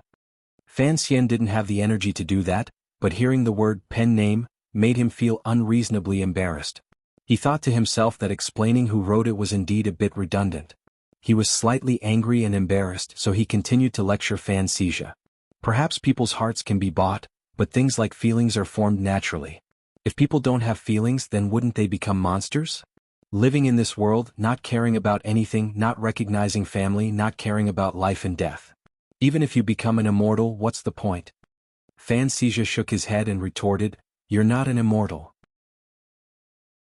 How do you know if being an immortal is good or not?" Fan Xian responded quickly, "I'm not an immortal. I'm a human, so I know that being an immortal and not being able to live forever must feel terrible." Suddenly, Fan Xian thought of Uncle Wu Zhu, and a strong feeling of unease and self-blame welled up in his heart. He was worried that when Uncle Wu Zhu grew old, he would become a lonely old man who couldn't speak, but Wu Zhu insisted on hiding in the dark, and Fan Xian had no way of finding him. The carriage left the clan's graveyard and followed the widest ridge between the fields, making its way to the estate with some difficulty. When the carriage arrived at the foot of a large slope on the outskirts of the estate, the people of the estate came out to greet them. It wasn't just tenant farmers who lived there, but also a few destitute families of the Fan clan. They couldn't stay in such a prosperous and expensive place like the capital, so they had to move to the nearby farms. But they didn't have land and they couldn't bring themselves to pay rent like the tenant farmers. Count Sinan wasn't someone who was willing to spend money to take care of his poor relatives, but he couldn't just watch them starve to death. So for now, these Fan clansmen only helped the Fan Manor look after the farms and took care of the affairs here, so that they could earn some money each month to support their families. Strangely, Count Sinan never mentioned Fan Xian's ancestral homecoming, and Fan Xian pretended to have forgotten. He still had some questions that he couldn't explain. However, in the capital today, there was no longer anyone who looked down on Fan Xian as an illegitimate child. In the Fan clan, they knew that the future of the Fan clan would probably depend on this beautiful young master, so they were especially respectful. Fan Xian took the cup of tea handed to him by the elder and drank it in one gulp. He nodded to the people around him, then followed the guard to a small courtyard on the west side of the forest. This was Ting Zijing's courtyard. Once inside, Fan Xian found that Ting Zijing had already gotten up and was waiting obediently in the courtyard. Ting Zijing looked at Fan Xian and said awkwardly, "Young master, I wanted to go out to greet you, but Hosanna wouldn't let me." Fan Xian didn't stand on ceremony with him. He helped him into the central room and explained, "Don't blame Hosanna, I said that." Hosanna was one of Fan Xian's newly recruited guards. He had been at the front of the country estate. Fan Xian looked at Ting Zijing's slightly stout face and asked, "How's your leg?" Ting Zijing laughed. "It's nothing. I can move it now. I'll probably be able to return to the capital in a few days. If you think it's not easy to recover here, you might as well go back to the capital." As they spoke, Ting Zijing's wife and daughter came in to greet their master. Fan Ruoruo handed out the money and asked Ting Zijing's 5-year-old daughter a few questions. She then carried the child out, leaving the men in the room. Fan Xizhou was still calculating, and even Ting Zijing's greeting was only a grunt of acknowledgement. Fan Xian looked at his brother helplessly and listened to Ting Zijing's explanation. He'll stay in the manor for now. After all, his wife and son are here. Once he's recovered, he'll naturally return to the capital to serve the young master. The two of them could be considered to have experienced life and death together, so their conversation was much more direct. Fan Xian nodded and praised him. "You sure know how to enjoy your wife and child heating the Kong." Ting Zijing laughed. "It's so hot today. If the Kong gets any hotter, you'll suffer from internal heat." Danzhou's climate was excellent. It was warm in the winter and cool in the summer, so no one used Kong beds. After entering the capital, it happened to be spring and summer, so Fan Xian didn't have the opportunity to sleep on the large Kong. Hearing this, he pressed down on the Kong he was sitting on and found that it was cool and comfortable. His eyes turned, and he thought that if he were to live in the middle of the Tsang Mountains for a while after his marriage, he would have to find a way to make a Kong bed. Ting Zijing had no idea that the young master's mind had suddenly wandered to the winter snow mountains after October. "Young master, eat some fruit and then return to the manor. There's nothing good to eat in this manor. Besides, if we delay any longer, it will be too late to get back to the capital. I'm afraid we won't be able to get through the city gates." Fan Xian smiled and waved his hand. "Before we came, I told my father that the three of us will stay the night in this manor and return tomorrow. We've been working hard in the capital for the past few months, and it's rare that we have a chance to have some peace and quiet. Although we don't dare to stay too long, you should at least entertain us for one night." Only now did Ting Zijing know that he was planning to spend the night. He quickly called his wife in and had her prepare guest rooms, hot water and the like. Although life in the manor was not luxurious, there were many people. As soon as they heard that the young master of Fan Manor was going to spend the night there, a dozen middle-aged wives began to make arrangements. Before long, everything was ready. Fan Xian rolled his eyes and moved closer to Ting Zijing's ear. "Arrange for the people following me to stay somewhere close." Chapter 107. Ting Zijing glanced at Wang Qinian, who had been standing quietly behind Fan Xian. Sensing that his scent was different from that of the guards in the manor, he responded in a low voice. Fan Xian looked into his eyes and said in a low voice, "This is Wang Qinian. I have a part-time position in the Overwatch Council. Don't tell anyone else." Teng Zijing's expression froze, and the way he looked at Fan Xian changed. After all, he did not think that the young master he had once wanted to follow would be able to sneak into the forbidden courtyard within a few months of entering the capital. Fan Xian called Wang Qinian over and introduced him. "This is Teng Zijing, the one I mentioned when we met for the second time. You two should get to know each other better. He saved my life before." Hearing this, Teng Zijing's dark face turned red. He waved his hands. "Young master, you speak too seriously. Actually, it was you who saved my life that day." Wang Qinian put his hands together and smiled. He said nothing. Like Teng Zijing, he was very satisfied with the current situation. Not only had he successfully returned to the Overwatch Council, but his monthly salary had also increased considerably. The director had even personally received him once. Ever since he had become a civil servant many years ago, it had been a long time since he had received such treatment. Although Master Fan was only an 8th-level functionary of Taichung Temple, he had a commissioner's token on him. Apart from his own team, only the head of the Overwatch Council and Mu Tai knew about this commissioner. No one else knew. This kind of mysterious power in his hands made him feel very comfortable. They had wild game for dinner. Although Teng Zijing had repeatedly said that there was nothing good to eat in the country estate, the fatty meat boiling in the pot, coupled with the tender green vegetables, was incredibly delicious. Even Fan Xijia's appetite was whetted, and he snatched the meat as if there was no one else around. Fan Xian looked at him, amused. He picked up a piece of meat and brought it to his lips. He found that the meat was very tender, but the layers of skin were clear and it was very chewy. He couldn't help but praise it. "Is this moose or what?" Teng Zijing's wife, who was standing to one side, hurriedly replied, "This is white moose meat." Hearing the words by Mozi, Fan Xian froze. He placed his chopsticks in front of him as if he had forgotten to move. In this instant he thought of a time many years ago, even longer than Danzhou. At the time he was lying in bed, constantly thinking of eating white elk meat, and the pretty nurse teased him about his wild imagination. In his previous life, Fan Xian had never eaten white elk meat, only that it was the favorite game of his hometown. These memories seemed to have faded, and it had been a long time since Fan Xian had thought of the events of his previous life. Unexpectedly, the white elk meat today had stirred up the emotions he had hidden for a long time. Fan Ruoruo took small bites from the side. Seeing that her brother's expression seemed a little strange, she carefully asked, "What's wrong?" Fan Xian immediately woke up and smiled slightly. "Nothing." He turned his head to ask Teng Zijing if any of the mountain products had been preserved. After receiving a positive answer, he happily asked Teng Zijing to help him pack up a few dozen caddies of meat to take back to the capital. Teng Zijing had not expected that the things he had prepared today would be to the young master's liking, and was very happy.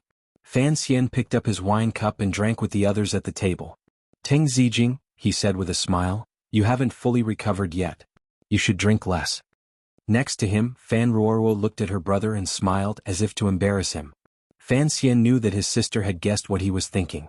Apart from wanting to eat it himself, the main purpose of bringing the preserved game back to the capital was for the gluttonous Wanner to enjoy. After dinner, Fan Xijia, in an extremely perverted manner, went back to his room to calculate the accounts. Fan Xian really didn't know what fun there was in calculating accounts, and how could a 12 or 13-year-old bully be able to revel in boring numbers? He could only sigh and let him be. Refusing Teng Zijing's request to accompany him on his crutch, he led Fan Ruoruo to the edge of the field outside the courtyard. They looked at the round moon that seemed to be floating quietly among the green hills. Above their heads, the unknown trees rustled in the night wind. It was a very beautiful scene. The dream is still in front of the body. I suspect it is in the dream. How many people are haggard? How many people return? Fan Xian thought of the events of his previous life, and occasionally sighed with emotion. He casually recited 2 sentences. "Time is a passerby for 100 generations. Heaven and earth, the journey of all things. Life is a great dream. Sometimes I wonder if I am still lying on that bed, dreaming a dream that has lasted so long that I have yet to wake up." He casually sighed, knowing that his sister probably didn't understand what he was saying. But he had forgotten the elegance hidden in Master Li Bai's words, and how lethal they were to a young girl. As expected, Fan Ruoruo's eyes began to shine. Fan Xian immediately knew that he had made a mistake. With a distressed expression, he prepared to explain that other than the first 2 sentences, the rest had been written by a great man named Li Bai. But then he suddenly remembered that Xia had mocked him earlier in the day. He secretly sighed and stopped what others might think was a pretentious action, but to him it seemed very natural. He also knew that even if he said it, his sister wouldn't believe him. After all, the Overwatch Council had arrested a number of Xankijis, but none of them were salt smugglers who knew how to write poetry. So he simply pulled Ruoruo into his arms and looked at the moon together. Although Fan Xian had lived in this world for more than 10 years, he still retained some of his unique temperament. This temperament did not match with this world, but for him, it had great benefits. For example, the precaution between men and women, and for example, physical contact. When he held his sister, of course, there was not the slightest thought of a man and a woman, only a very pure brotherly love. On the contrary, when Fan Ruoruo was held in his arms, she felt warm and slightly shy, and naturally forgot to ask about those things. In the distance, 2 members of the Overwatch Council stood under another tree like 2 iron rods, protecting their safety. Get up early tomorrow. I have business in the city. Fan Xian sniffed his sister's hair, and found it to be a faint orchid scent. He asked curiously, "What method did you use?" Fan Ruoruo was slightly embarrassed. She didn't know what to say to her brother. "It's pear blossom water. Why are you in such a hurry?" In this world, girls rarely wash their hair, so the smell was not very good. Even when Fan Xian and Sea Lily rolled around in the same bed, it was the same. It was all covered up by the strong fragrance. Ever since Fan Xian had entered the capital, he had shamelessly asked Fan Ruoruo and Lin Wan'er to wash their hair often. He even gave them the shower head and wooden bucket design he had made in Danzhou for free. Ruoruo and Wan'er couldn't dissuade him, so they did as he asked. They didn't expect the effect to be so obvious.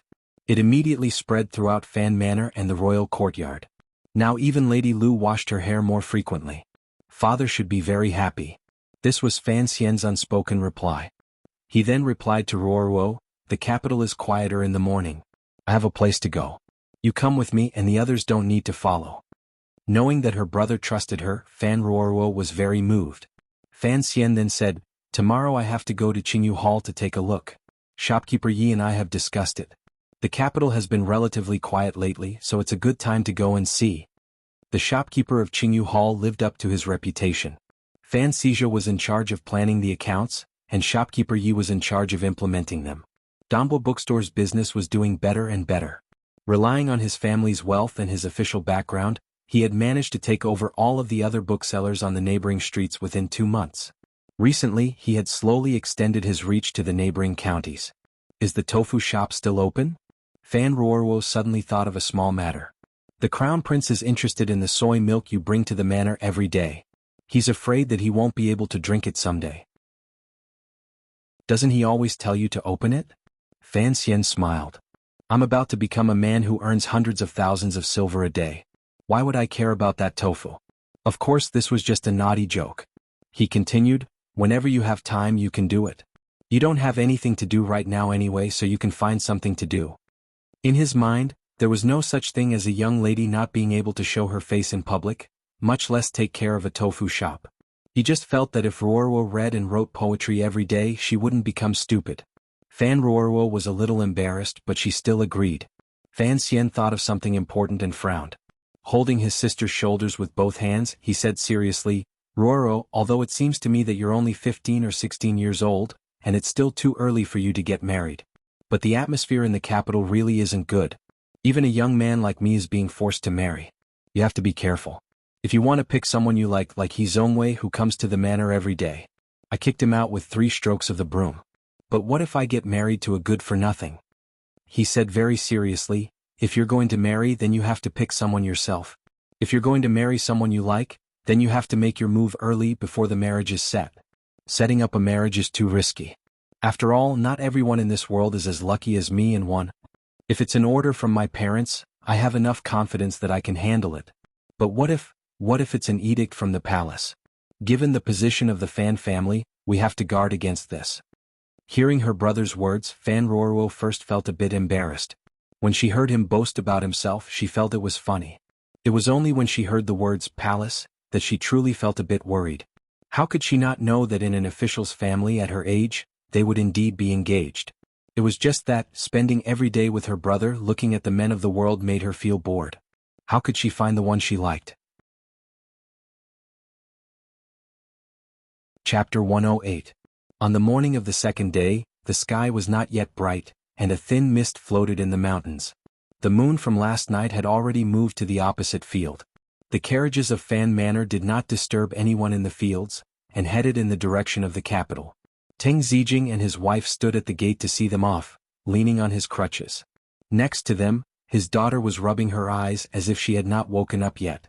The carriages arrived at the gates of the capital, but today was different from the day they had arrived. The markings on the carriages of Fan Manor were very eye-catching.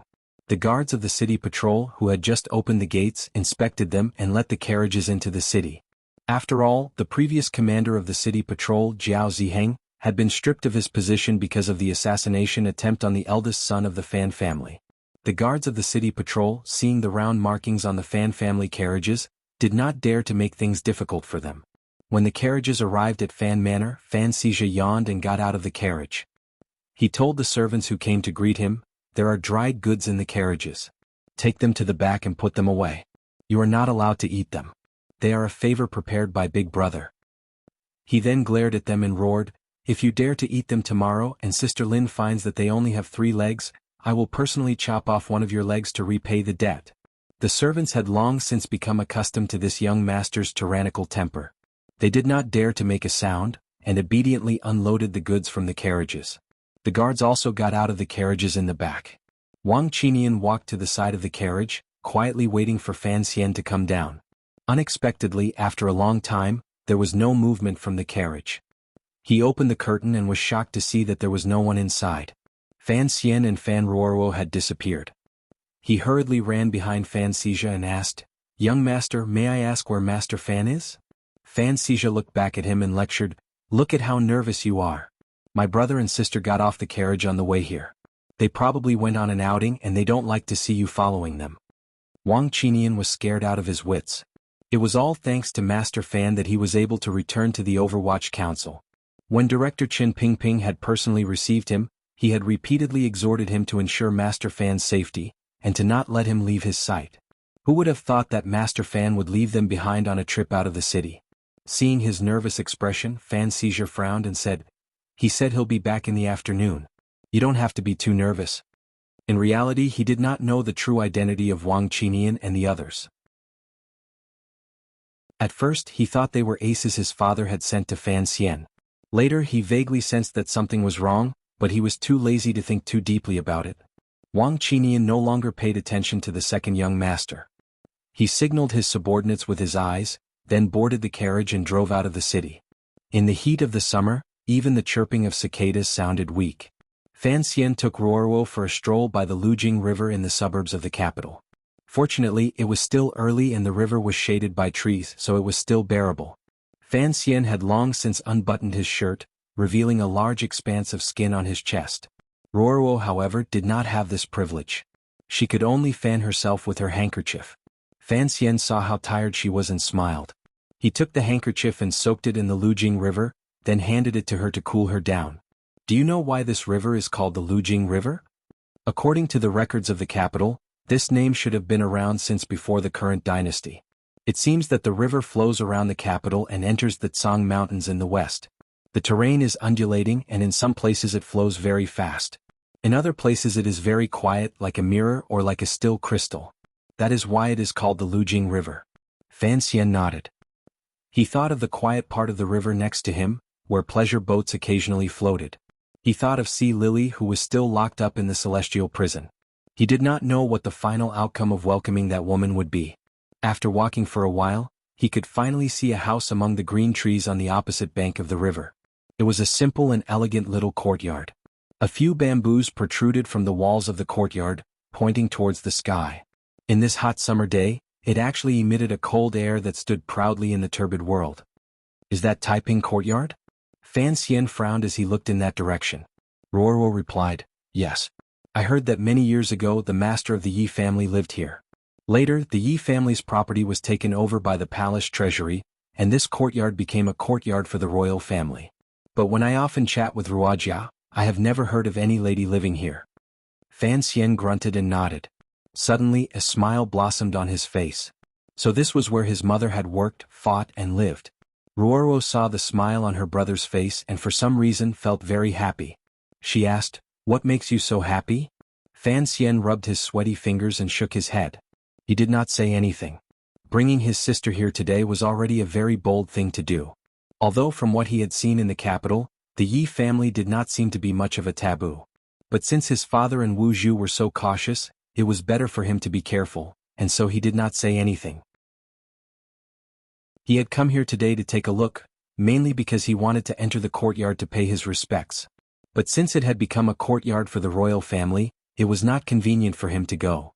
It was just that he did not know where his mother's grave was, and that made him feel a little uncomfortable. After coming to this world, he had never seen the woman who had given birth to him.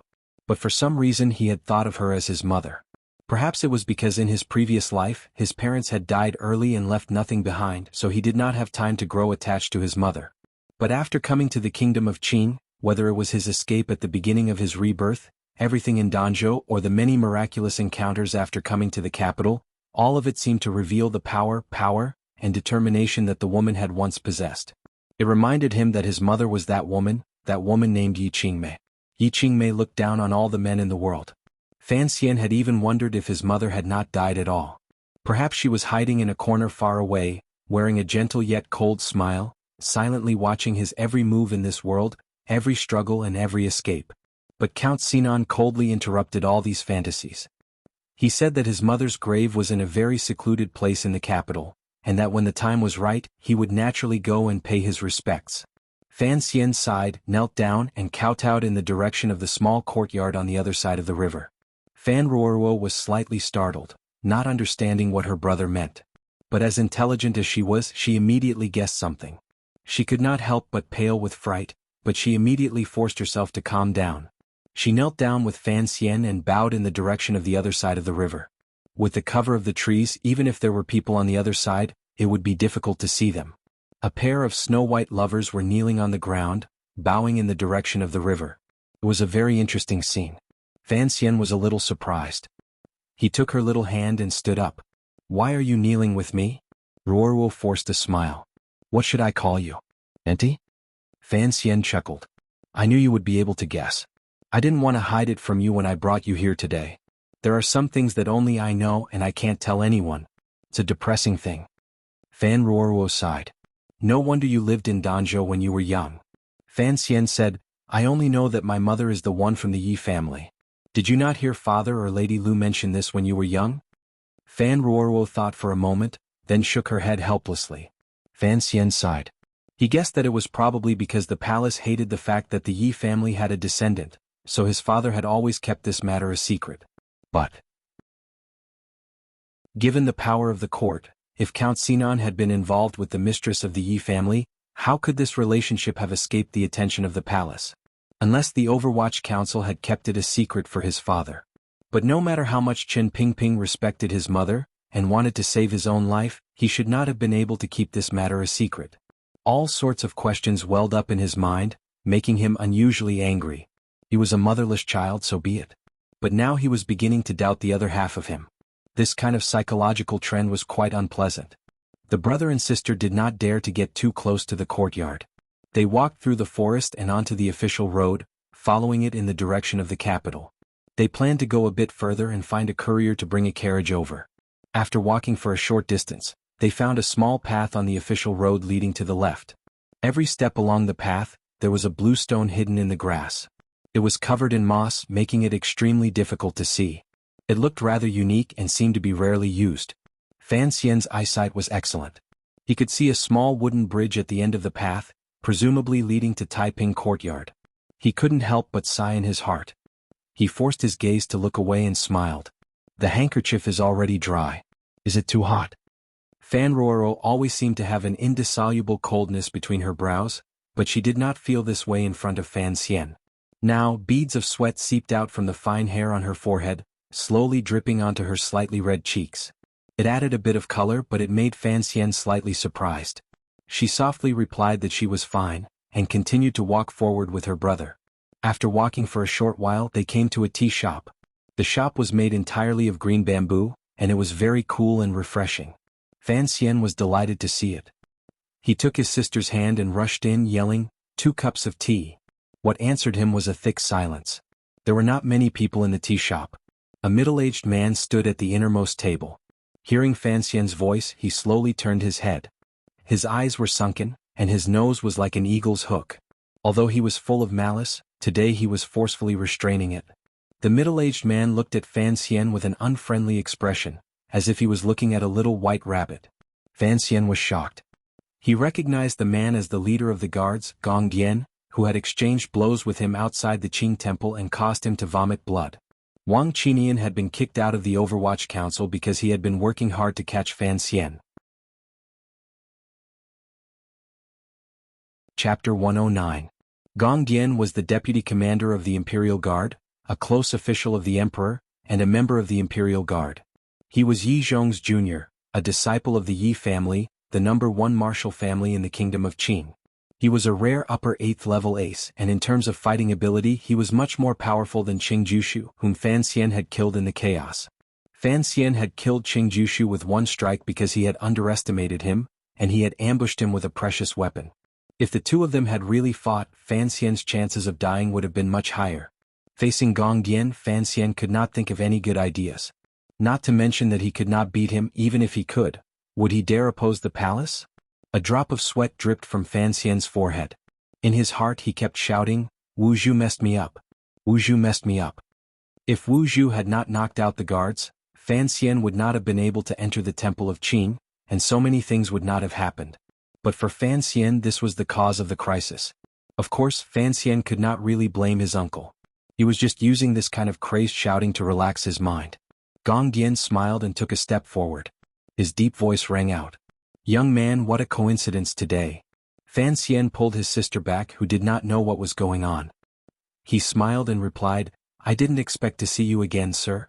At this moment his mind was spinning rapidly. Wanner had once said that the nobleman in the Qing temple that day was the emperor. Then Gong Dian's duty should be to surround and protect the emperor.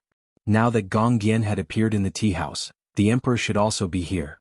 As he thought about it, his gaze swept past Gong Dian's thin but high shoulders.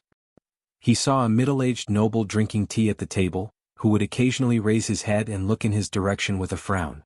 Fan Xian was shocked, but his face did not show it. He smiled bitterly.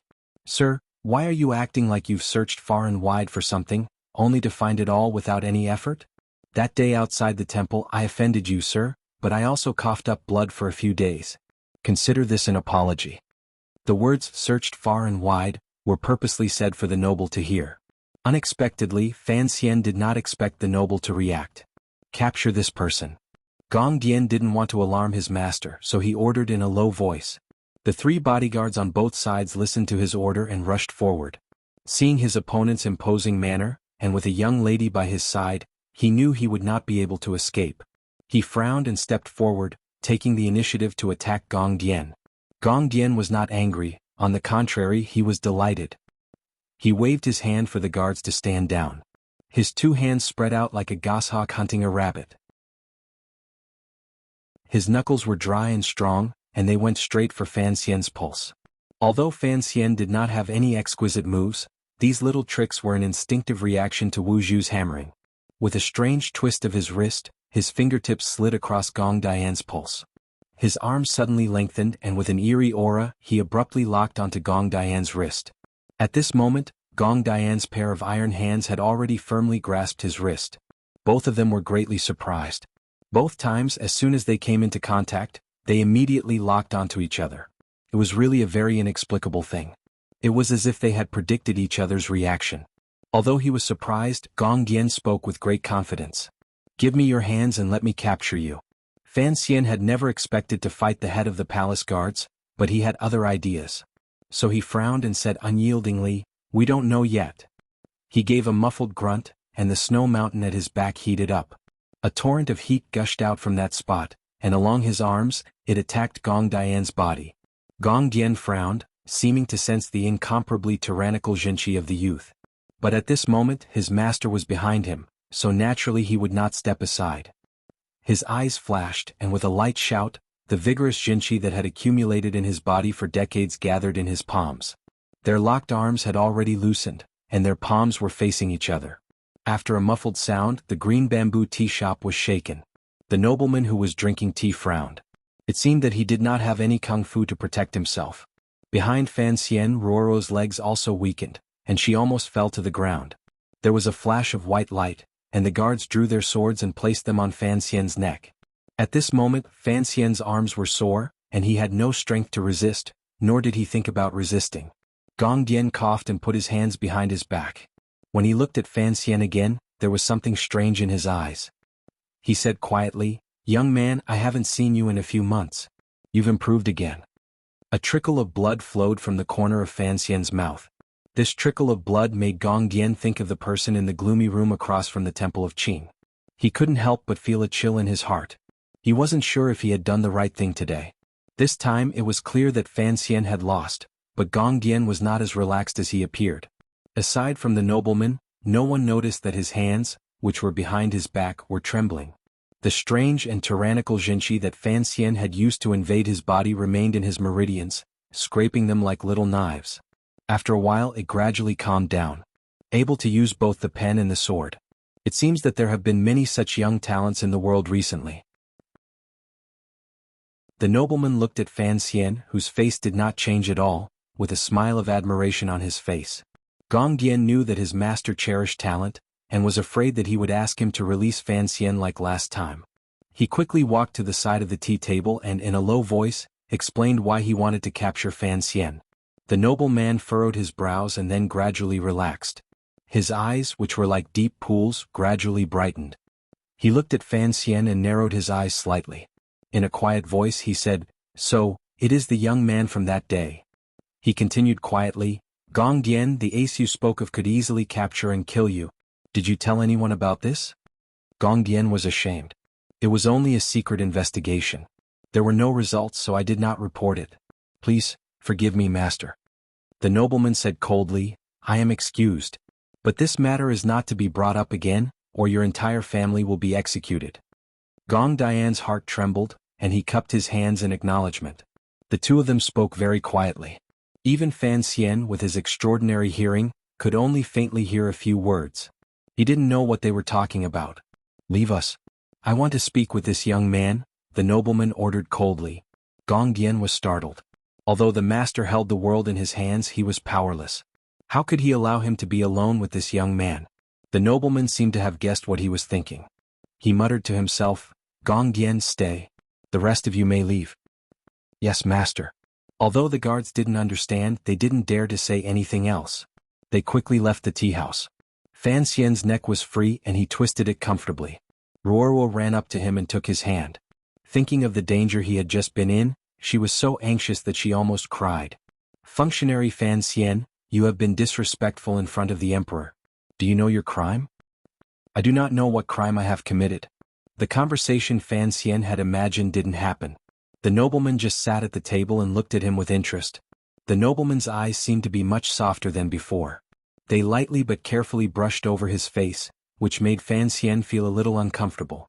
The nobleman opened his mouth and said quietly, "Young man, which family are you from?"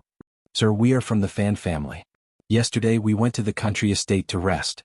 Today we wanted to see the scenery, so we wandered here. I don't know why you are making things difficult for us." Fan Xian thought it would be more appropriate to call him sir. Hearing his answer, Gong Dian was shocked. He now knew that the person he had been looking for was Fan Xian, the man who had killed an 8th-level master.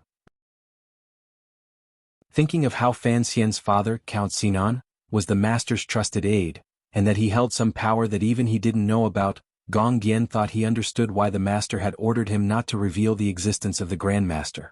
He looked at Fan Xian apologetically. The nobleman smiled. "You are Fan Jian's son?" Hearing him call his father by name, Fan Xian was even more certain of his identity. He responded with even more respect. "That is correct." The nobleman nodded. "This is a misunderstanding. Don't bear it in your heart." Fan Xian hadn't expected the nobleman to be so easy to talk to. He was stunned for a moment before he came to his senses. "I wouldn't dare." The nobleman continued. "You've been in the capital for a few months now. How have you been?" Although he didn't understand why someone of his status would care about him, Fan Xian couldn't pass up this opportunity. Thinking of all the troubles he'd had in the past few months, he said with a hint of disappointment, "Living in the capital is not easy. It's not as good as home." You mean Danzhou? Exactly. What's so good about Danzhou? Although Danzhou is remote, the people are simple. As long as you don't harm others, no one will harm you. It's not like after you've entered the capital. Whether you want to or not, there will always be things that will come to you. The nobleman didn't seem to expect the youth to be so direct. After a slight pause, he smiled. The capital is unparalleled in its prosperity, and naturally its difficulties are also unparalleled. But with Master Fan's protection and with Master Fan's reputation as a master of both the pen and the sword, I presume you will have a comfortable life in the capital. It was as if Fan Xian was listening to a jade edict. If he hadn't been faking it, he would have knelt down and thanked the edict, and then announced it to the entire capital. The words of the emperor were like gold and jade, but his face remained calm. I hope so, he replied softly. It was getting late, and the nobleman had many matters to attend to. He got up and left. Before he left, he looked at Fan Xian carefully and smiled with satisfaction. If fate wills it, we will meet again. He then turned to Fan Ruoruo and said quietly, Little girl, when you were a baby, I held you. I didn't think you'd become a big girl in the blink of an eye. In the future, a good marriage awaits you. Fan Ruoruo was slightly taken aback. She didn't know how to respond. After saying this, the nobleman laughed brightly. He seemed to be very happy. He left the tea house where Qingzhu was and got into his carriage. A long time after the carriage had left, the nobleman was lost in thought. He sighed. His facial features are vaguely similar. His ability to climb walls at night is somewhat similar to mine when I was young. In the tea house, Fan Ruoruo asked curiously, Who was that? He seemed to be familiar with father. Fan Xian had finally shaken off his nervousness. Covered in sweat, he sat down on a stool and said, It was His Majesty. Damn it. Why do they all like to go out incognito? Do they really think they don't have to pay for scaring people to death? As soon as he said this, Fan Ruoruo covered her mouth in shock. Crack. At that moment, a clap of thunder sounded out of nowhere in the blue sky. It was as if it wanted to pierce into the tea house's bamboo and strike a certain someone to death.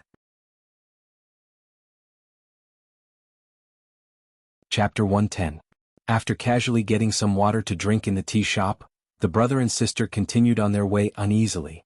Before long, they saw Wang Qinian and the others in a carriage that had come to pick them up. The other party's identity was here. His expression was strange and his mood was not very high. Wang Qinian didn't dare to say anything. Why would the emperor appear here? Fan Ruoruo leaned against the carriage and used a handkerchief to fan her slightly sweaty face. She looked very charming. Fan Xian forced a smile and replied, Our emperor has always lived in seclusion. I had long expected that a man could stay for so long in the royal palace, which is filled with the smell of palace resentment and rouge. He must often come out to relax. Walking to the Lujing riverside is a very natural thing. It was just that it was a bit fun earlier. I always thought that Sir Gongdian would call him Master Huang. Fan Ruoruo giggled and said, How can everything be like the stories you tell? If it was really like that, you should have opened a storytelling shop a long time ago. Speaking of storytelling shops, Fan Xian immediately thought of the tofu shop. Furrowing his brows, he asked, Ruoruo, what are you planning to do in the future? Fan Ruoruo's expression darkened. In these days, after a woman married, it was to accompany her husband and children, do embroidery and take care of the backyard. Given Ruoruo's knowledge and ability, she would probably be unwilling to spend her life like this. However, she couldn't make more plans at the moment, so she could only temporarily leave it as it was. After entering the capital, the carriage went straight to the 28-li slope. The 28-li slope was not a large slope. It was just a famous name in the south of the capital. It was said that hundreds of years ago, when Jingdo was far from being as vast as it was now, the 28-li slope was the last part of the slope before entering the capital. It was a full 28 li from the last relay station on the official road in the southwest. Every time the carriage came here and traveled the last 28 li, the horses and people were tired. They were particularly tired. The last part of the slope looked even taller than Dong Mountain by the seaside. The 28 li slope's name came from this. 28 li hill had long since been absorbed into the city walls and turned into a street. Only its name remained, and Qingyu Hall was located here. The carriage stopped some distance away. Fan Xian and his sister alighted and walked along the street. Along the way they saw a neat row of small storefronts, all made of the cheap wood from Lingnan. They were painted with varnish and the wood spots were clear. If you glanced at them, you would feel as if countless one-eyed monsters were staring at you. Fan Xian was startled and asked curiously, Why do they all use this? This method of cooking was common in small restaurants in his previous life. It tasted like fresh wood, cheap and refreshing. Wang Qinian shook his head. He was not cut out for business. This is Qingyu Hall, Fan Ruoruo explained. Every door is where a shopkeeper teaches disciples. There are 17 shopkeepers, so there are 17 rooms. Fan Xian counted and found that there were more than 20 such small rooms on the side of the street. He asked his sister why, and Ruoruo said unhappily, after all these years there are bound to be some shopkeepers who are getting old and starting to retire, or who have died of illness. The group of people chatted as they walked to the front. It was a very beautiful house with a large courtyard. Looking at the overhanging eaves of the courtyard walls, it must have been divided into many courtyards. Fan Xian's heart skipped a beat. It felt somewhat familiar, and after thinking about it, he remembered that this was similar to the Taiping manor he had seen on the banks of the Lujing River. The place where these shopkeepers lived was a little strange. The words Qingyu Hall were not written on the door. At that moment, a Fan Manor guard came forward to hand over a name card. When the gatekeeper saw the name on the card, he immediately knew that the newcomer was young Master Fan, who had recently been in the limelight in the capital. He hurriedly invited him in. Because 7th Yi was currently helping the Fan family manage the Dombo bookstore, he didn't even need to inform them. Just as they were about to enter the manor, the person in charge of supervising Qingyu Hall from the royal court came through and was about to question the identity of the guest. Wang Qinian looked at him coldly. He didn't even bother to show himself, so he let one of the younger members of his group deal with him. He followed Fan Xian into the hall. The person supervising Qingyu Hall was also a member of the Overwatch Council, so he immediately knew that he had done something unnecessary. They entered the hall, sat down and served tea. Sitting at the head of the table was a man of about 40 years of age. His brows were gentle, and it seemed that under the pressure of all these years, he had become cautious and cautious. But Fan Xian knew that this man was the head shopkeeper of Qingyu Hall, known as Big Yi. Back in the day, he had been in charge of the Yi family's most important business. He couldn't have looked as boring and useless as he was now. He couldn't help but smile. I've always thought you were old and virtuous, but now I know you're so young. Big Yi had no idea why young Master Fan had come to Qingyu Hall today. Although more than 10 years had passed and the Yi family was no longer a taboo, he had been under house arrest in the capital for more than 10 years. His temperament was no longer as lively and bold as it used to be. His body was hunched and his spirit had faded. He smiled bitterly. I've long been an old man. Young Master Fan, you're always funny. Fan Xian chuckled. Let's get straight to the point. The first reason I'm here today is that the Dombo bookstore's business is excellent. I want to thank 7th Yi and I want to see what Qingyu Hall looks like. Big Yi smiled. Young Master Fan, you've paid for the people of our hall to do things. Naturally, we should let you earn some money.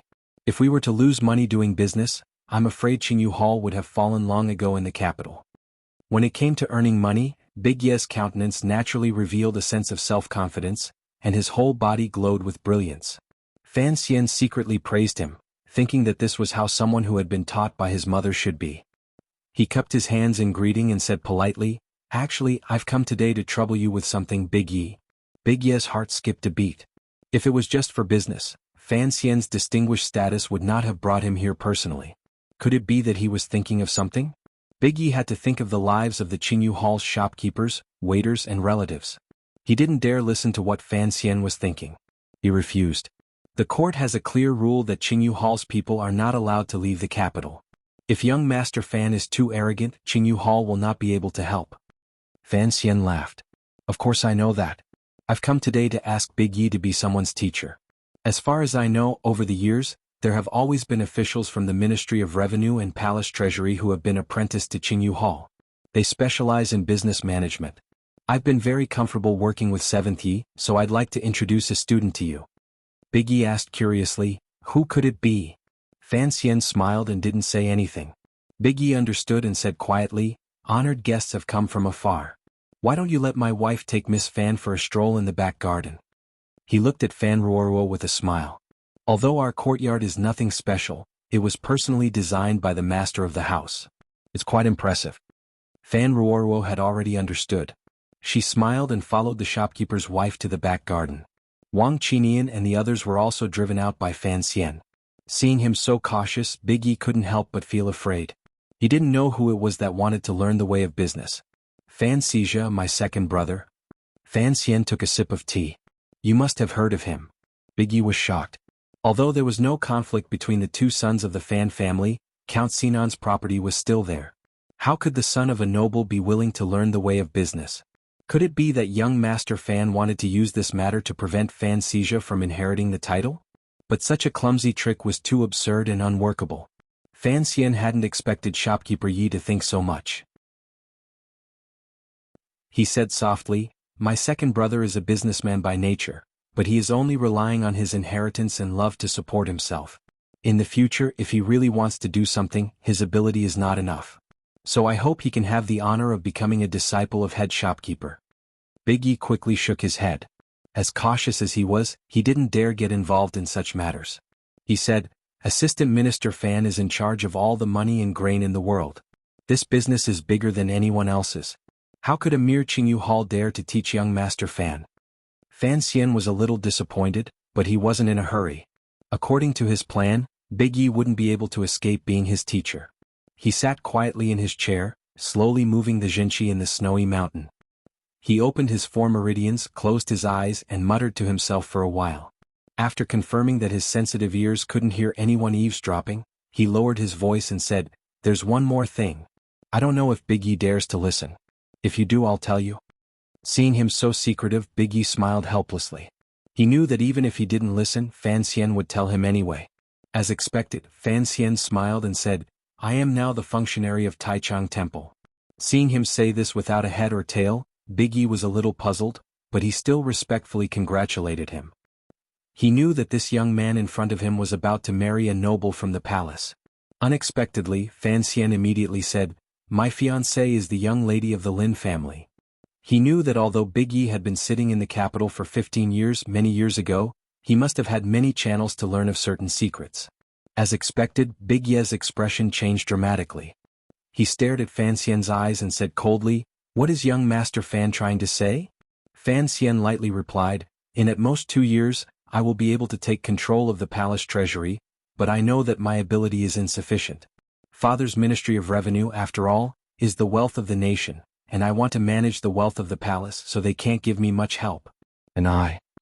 He looked back at Big Yi's emotionless eyes and said, "Need help, need your help."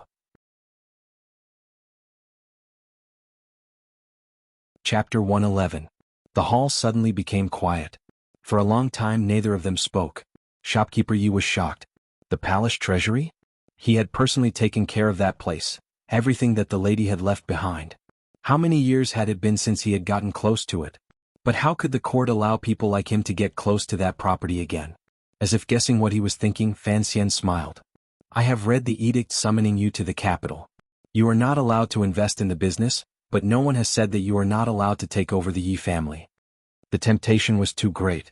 For the shopkeepers of Qingyu Hall, managing the properties of the manors and controlling the copper mines and salt fields was not enough for them to show their true abilities. And the palace treasury, in the eyes of the shopkeepers of Qingyu Hall, it was their property to take care of. Just look at what the eldest princess had done to the property left behind by the lady. Every time they thought of this, these professional managers felt their teeth itch with hatred. Master Fan's invitation represented the opinion of Fan Manor, and Fan Manor had a special relationship with His Majesty. Could it be that His Majesty had finally thought it through? Fan Xian stood up and smiled. "This is only a suggestion. There is still a long time. You can take your time to think about it, shopkeeper." Having said that, there was nothing more to say. After Fan Ruoruo returned from her boring stroll, the people of Fan Manor took their leave. Shopkeeper Yi respectfully saw them out the door and watched them get into the carriage. Only then did he wipe the cold sweat from his forehead. Fan Xian suddenly poked his head out of the carriage. His beautiful face was as bright as the sun. He called out loudly, "Shopkeeper, if you have really thought it through, remember to call someone to the manor. I will bring my second brother and some cured meat to pay respects to you." Shopkeeper Yi heard him call out, thinking that Fan Xian was going to talk about taking care of the troublesome property in front of everyone. He was startled, but when he heard that it was about that matter, he calmed down. He knew that Fan Xian was reminding him that if he was willing to accept the conditions, he would have to become Fan Xian's teacher. But shopkeeper Yi didn't understand. Why did he have to bring cured meat to become a teacher? He frowned. It seemed that many years ago, it was either 9th Yi or 23rd Yi who had mentioned cured meat. Why did 9th Yi and 23rd Yi bring it up? He slapped his forehead and returned to Qingyu Hall, somewhat sorrowful that his memory had indeed deteriorated.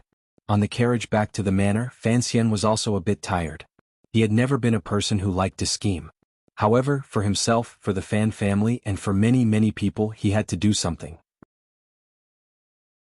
In his plan, the original Yi family's business would be slowly taken over by his second brother.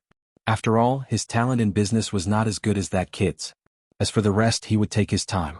Only now did he understand what teacher Fei Jie had told him in Danzhou. The matters of your family are far more complicated than you can imagine. It involves not only your own survival but also the lives of many others, so you must be careful. In the years before you grow up, you have to learn how to protect yourself. Only then will you have the ability to protect others in the future. In the future, who will I protect? Fan Xian was puzzled. Fei Jie smiled and pointed at his own nose. For example, people like me who are already inseparable from you. So Fan Xian had to do something to protect people like Ruoruo Waner and the Fan family who were already inseparable from him. At the same time, he wanted his mother's old subordinates in Qingyu Hall to live a little happier. Of course, at this moment he still did not think that there would come a day when teacher Fei Jie or those old monsters like Qin Pingping would need his protection. Master Fan's visit to Qingyu Hall was a big deal, at least for the many people in Qingyu Hall with the surname Yi. Business was, after all, the end of the road. Although these shopkeepers had earned who knew how much money for the prince's manor and the officials' families, they still could not show their faces in public. So very few people of status would personally visit Qingyu Hall. In the secret meeting in the back garden, when shopkeeper Yi revealed the purpose of Master Fan's visit, the people sitting around the round table turned pale with fright. Some of them began to recall the glory of the past, while others paled at the ruthlessness of the palace. There is no need to think too much about it. Since Master Fan dared to make this suggestion, he will certainly find a way to persuade the palace. Shopkeeper Yi looked at the other council members and frowned. It depends on what everyone thinks. There are 5 of us, and according to the old rules, everyone has 1 vote and I have 2. However, Old Six is currently doing business with Fan Manor, so I asked him to give us some advice. The other shopkeepers turned their gazes to the 7th Yi of Danbo bookstore. He lowered his head in thought, then said, "The relationship between Master Fan and Master Fan is much better than we imagined. Master Fan may seem indifferent, but in reality he is extremely ambitious. Everyone knows that he has made a name for himself in the capital. From what I see in his daily actions, it seems as if he doesn't care about Count Sinan's estate. Furthermore, the people he associates with are all powerful people like Crown Prince Jing." Shopkeeper Yi nodded. "It is still early, but we must prepare early." One of the council members raised an objection. Why take the risk? It was not easy for everyone to keep their lives, and these years have been smooth sailing. It's not really a risk. After all, so many years have passed. I think the palace should be relieved of us. Besides, we don't leave the capital, and our lives are in the hands of the court. Another person shook his head. We are only merchants and we cannot rebel. What is there to be afraid of? I really want to take over those things again. Just thinking about it makes me excited. I haven't blown a glass pot in many years. Back then, I was the best at it among all of you. This sentence seemed to tug at everyone's fond memories and they all laughed. Someone jokingly scolded, "The lady said you were a big boaster back then." The man was embarrassed. "I'm not you," he said. "Back then I liked to blow bubbles in the soap factory." Ida smiled and raised his hand to stop the clamor of these old men. "Do you have any other opinions?" he asked. The first council member who raised an objection stopped laughing and said calmly, "First, we must confirm that the palace has given us permission before we can do it. Although we all want to return to the place where we started, safety is still the most important thing." The lady said back then that as long as we are alive, anything is fine. Eldest Yi frowned. Fan Manor used to have a good relationship with the Yi family. These years, the Overwatch Council and Count Sinan have taken good care of us. I don't think Count Sinan will betray us. The council member said coldly, "Don't forget, the Li family used to have a good relationship with the Yi family. In the end, we were still betrayed by them." Li was the surname of the country, so the Li family was naturally the royal family. As soon as this was brought up, the secret room in the back garden of Qingyu Hall fell silent. The faces of the people around the round table showed uneasy expressions.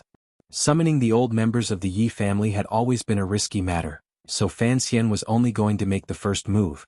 Moreover, he was using the excuse of inviting a teacher for Fan Xijia so that not many people would notice. After all, he didn't know how long it would be before he actually took over the palace treasury. Before he took over, he had to first prove that he had the ability to do so, and before that, he had to meet the emperor's definition. The emperor's definition of accepting a member of the palace treasury was simple: whoever married Lin Wana would have the palace treasury. Although he didn't know why his uncle loved his fiancée so much, since Fan Xian had chosen to accept this marriage, he naturally chose to accept this challenge. Before the wedding, he first had to face another kind of challenge.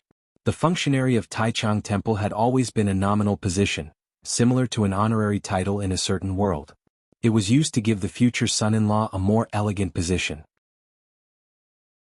Although it was only an 8th-level official, it was noble enough.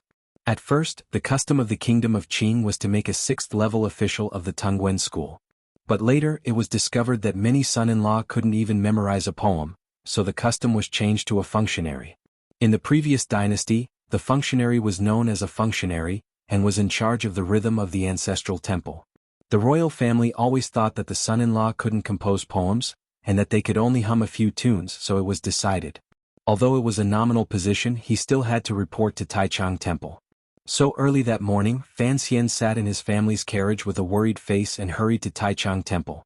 At the temple gate, a 4th-level official of Taichung Temple was already there to greet him.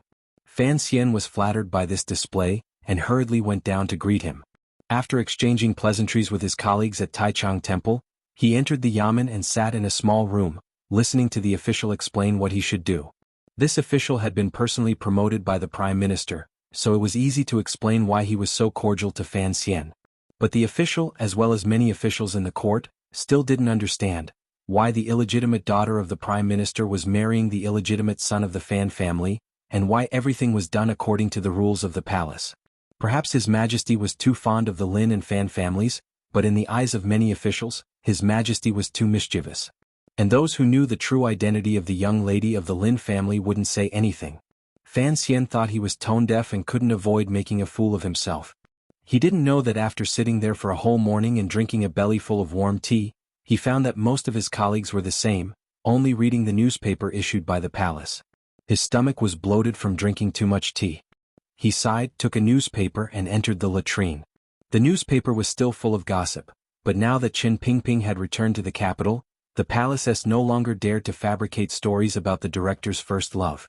Holding up his pants and coming out of the latrine, he unconsciously stuffed the newspaper deep into his underwear. Only then did he come to his senses and laugh. This was a habit he had developed in Danzhou years ago, and all the money he had saved up had been plundered this way. Just as he was about to go back to drinking tea, he suddenly heard a burst of exclamations from the room. "Victory! Victory! God bless the Qing kingdom!" Fan Xian's heart trembled. He knew that the struggle between the imperial court and northern Qi had ended with the imperial court's victory. After this small-scale battle between the puppet kingdoms, it was likely that more land in the north would be included in the kingdom of Qing's sphere of influence.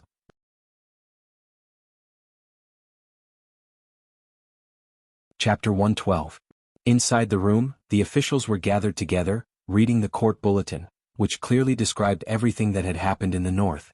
Whether in terms of timeliness or richness of information, it was far more attractive than the newspaper published by the palace, especially since it contained news of the kingdom of Qing's victory. Fan Xian smiled wryly as he took out the crumpled newspaper from his bosom. He apologized to the great calligrapher Pan Ling of the Library of Documents, then sat back down at his table and began to drink his tea. The people around him were talking excitedly about the war, and no one noticed his silence. Instead, it was the vice minister who looked at him and smiled, motioning for him to come out. Fan Xian walked out, somewhat uneasy, and arrived at a secluded spot. This was already deep in the courtyard, where there was a stone table and 2 stone chairs. The vice minister motioned for him to sit down, then smiled. "Everyone is celebrating, but you sit alone in silence." What? The vice minister's name was Ren Shaoan.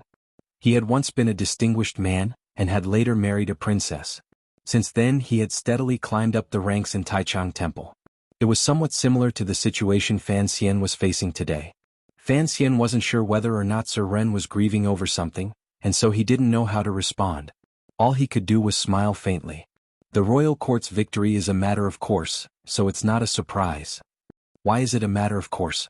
Ren Xiao asked curiously. Fan Xian really didn't have much to say about military affairs, so he could only evade. His Majesty is wise and his soldiers are loyal. Northern Qi has a guilty conscience, so naturally they won. Rin Shaoan smiled at him. I just remembered that the war between the two countries has something to do with the assassination attempt, Sir Fan. Fan Xian was startled. He also remembered that one of the excuses the kingdom of Qing used to defend Qi and aid Zhao was that assassins from northern Qi had infiltrated the capital, intending to murder the son of a minister. Thinking of the corpses along the banks of the northern border, and the empty women of the various provinces and prefectures, Fan Xian didn't know why, but he felt a little stifled.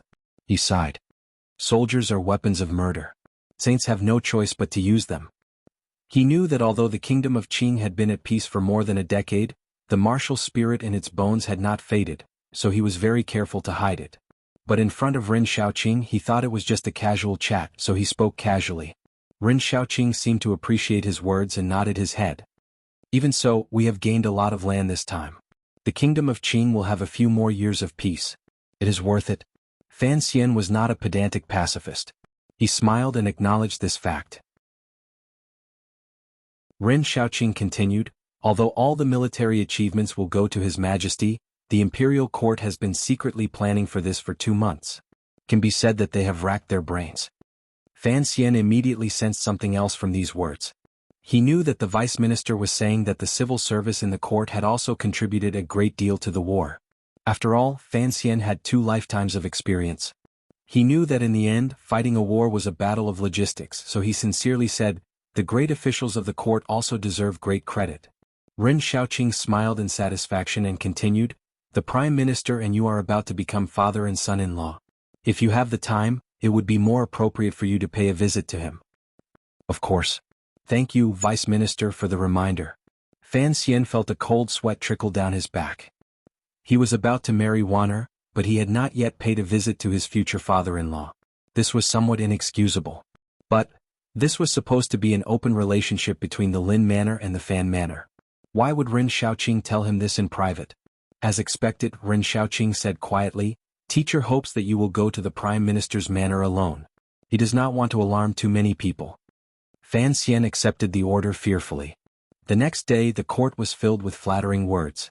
The military received many rewards, and the 4th Bureau of the Overwatch Council was also rewarded by an imperial edict for their intelligence. But to everyone's surprise, Count Sinan, the Assistant Minister of the Ministry of Revenue, Fan Jian, stepped forward and said that this victory was all thanks to the Prime Minister's racking his brains. He had prioritized the affairs of the state before the affairs of his family. He had smoothed out the logistics and had provided them with sufficient provisions. The officials were in an uproar. They did not understand why their political enemies were so harmonious today. But when they thought about the marriage between the two families, they suddenly understood.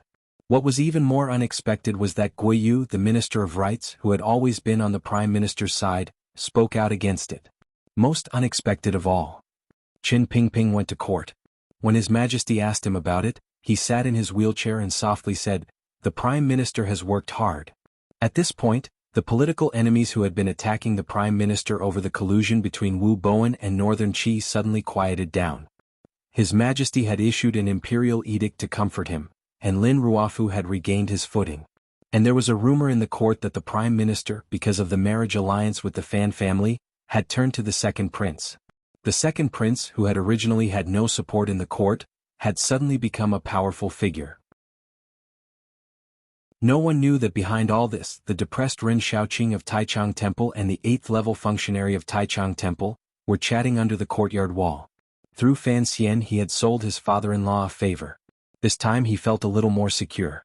Although he was still afraid that the Prime Minister would find out that he had ordered people to kill the second young Master Lin, he did not have to hide like he had for the past 2 months. He did not have to go to Taichung Temple every day. He only had to go to the temple once every 10 days. That afternoon, Fan Xian rode in a carriage to the royal courtyard. Now that his marriage to the girl in the courtyard was known throughout the capital, and with Fan Manor's generosity, the guards in charge had begun to turn a blind eye. Fan Xian and his sister walked in together. They were not in the mood to look at the wild flowers and weeds in the garden. They just followed the gravel path to the small building. Fan Ruoruo was a little surprised. Brother, you seem to be familiar with this place. Fan Xian smiled. I have a good memory. It's not like you don't know that. but in his heart he laughed. Over the course of 10 days he would go in and out of the garden 2 or 3 nights a day. It was difficult not to be familiar with it. Unfortunately, according to the rules, he, the future son-in-law of the princess, still could not see Lin Wanner in the courtyard. He could only sit downstairs and drink tea while Ruoruo went up alone. He was in no hurry. After all, he could see his fiancée every night, so there was no hurry. After a while, 2 people came down. Seeing the girl behind Ruoruo, Fan Xian's eyes brightened. The girl's eyes were clear and bright, and her eyebrows were a little thick, but she did not seem rude. On the contrary, she was very spirited. It was Yi Linger, the only daughter of the commander of the capital's garrison, Yi Zhong. Yi Linger saw a strange man waiting downstairs and felt a little strange. Fan Xian smiled and rose to greet her. "Miss Yi, long time no see." As soon as the words left his mouth, Fan Xian knew that something was wrong. When he had met Yi Linger that day, he had put on makeup and assumed the identity of a doctor. Today, however, he had clearly come to the courtyard to visit. If he said, "Long time no see," he was afraid that Yi Linger would become suspicious. To his surprise, Yi Linger only looked at him coolly and bowed. "Greetings, Master Fan." Seeing that she knew who he was and was not surprised by what he had said earlier, Fan Xian knew that Wanner must have told this close friend about their relationship. He smiled and said, "Wanner is fortunate to have you as my companion. My sickbed is not so boring." "Fan Xian thanks you." Yi Linger's expression was cold. "Master Fan is too polite." Fan Xian saw that this woman didn't seem to like him, but he wasn't angry. He didn't think that just by relying on his pretty face, all the women in the world would have a natural liking for him, so he just smiled and bowed again. He turned to Ruoruo and said, "How did it go with the matter you asked?" Fan Ruoruo smiled. "That's what you're worried about," Sister Lin said. Fan Xian suddenly waved his hand and smiled. "Let's talk about our own family matters at home." Hearing this, Yi Linger flew into a rage. Fan Xian really was a narrow-minded person. The meaning of his words was too obvious. Did he mean that the matter between the Fan and Lin families did not need to involve Yi Linger? "Master Fan," she said angrily, "don't go too far in your words and actions." Fan Xian was taken aback. Where did this come from? Why did Miss Yi have such a bad temper? He felt inexplicably irritated. Ignoring her, he took his sister by the hand and walked out of the manor. Outside the courtyard, Yi Linger left the manor with the servant girls. Seeing Fan Xian holding Ruoruo's hand, she laughed coldly. Fan Xian did not understand. He held Ruoruo's cold hand and waited for the carriage to arrive. Ruoruo's expression became somewhat awkward. Indeed, there were not many siblings in the world who were as close to each other as they were, and Fan Xian did not often pay attention to such things. Seeing his sister's expression, Fan Xian finally understood. He wondered why that woman kept pestering him. The relationship between him and Ruoruo was like the bright moon and the cool breeze, so he was particularly angry. He turned to Yi Linger and frowned.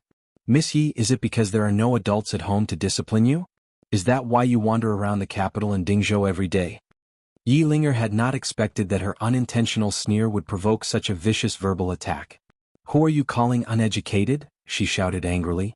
"Who said that?" Fan Xian smiled warmly. "I don't think anyone here has." Seeing him act like a scoundrel, Yi Linger became even more exasperated. "Then aren't you wandering around the capital every day? You're about to get married and yet you're still so indecent. I haven't seen you go to Taichung Temple many times. Is it because there are no adults at home to discipline you as well?" Fan Xian's gentle temperament carried a hint of murderous intent, but he was even more mischievous. He knew that if he did not get angry, she would get even angrier, so he spoke even more warmly. "I've come to visit my fiancée and that's all right. Miss Yi and my Wanner are good friends and you often visit. I have already thanked you. I just hope that you will watch your words and not try to drive a wedge between our families." Yi Linger was so angry that her lips twitched. Hearing him play this trick again, she said hatefully, "I don't know what Wanner sees in you, you foppish playboy." Fan Xian sighed. "How am I foppish?" Yi Linger said hatefully, "You're not good at literature and you're not good at martial arts. Are you saying that you're a foppish playboy?" Fan Xian laughed, a little ashamed. "I loathe boasting," he said. "But people in the capital say that I'm skilled in both literature and martial arts, that I can compose a poem in 7 steps, and that I can kill in 7 steps. The praise makes me feel a little smug, and today I've been enlightened by your words. I'm truly grateful." Seeing him act like this, Yi Linger remembered his reputation, and angrily stamped her foot. She didn't know what to say. Suddenly, she bit her rosy lips and put her hand on the knife at her waist. After some thought, she removed the knife and threw it on the ground in front of Fan Xian. It made a crisp sound.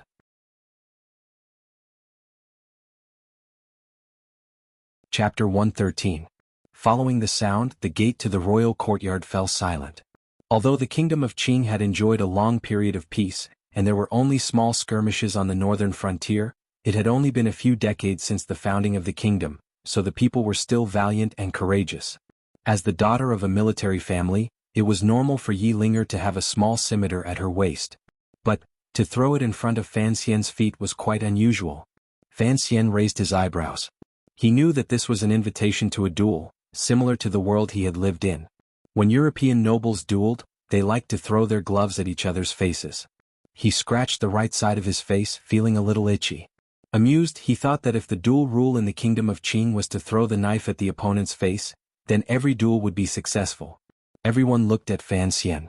Ruoro nervously tugged at Fan Xian's sleeve. Although Yi Linger's waist was slender and supple, she was a true 7th-level master. No foppish young master in the capital would dare to provoke her.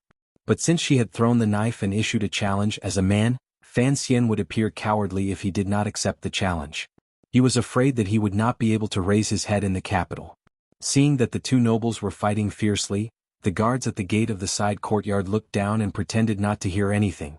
Naturally, no one would be so stupid as to tell the princess in the side courtyard, "Your best friend and the man you're about to marry are about to fight." Who would be so stupid? "Since you claim to be a master of both the pen and the sword, I would like to see on behalf of Wanner whether or not you have the ability to protect her." Strangely, ever since she had thrown down the knife, Yi Linger's entire state had undergone a miraculous change. She had calmed down, and her beautiful jade-like eyes were filled with confidence. Her small and weak body seemed to contain a vast power that she was about to unleash on Fan Xian. Fan Xian's heart trembled. Only now did he know that this girl was a powerful person who hid her strength deeply. However, on his face, he smiled slightly and waved his hand, saying 3 words that no one present expected. "I refuse." Refuse the duel? This was a very rare thing. Refusing a woman's challenge would probably make Fan Xian unable to raise his head. No one understood why Fan Xian would make such a jaw-dropping choice. Fan Xian explained sincerely, "Although Miss Yi does not like me, you are still Wanner's good friend. How could I have the heart to attack you?"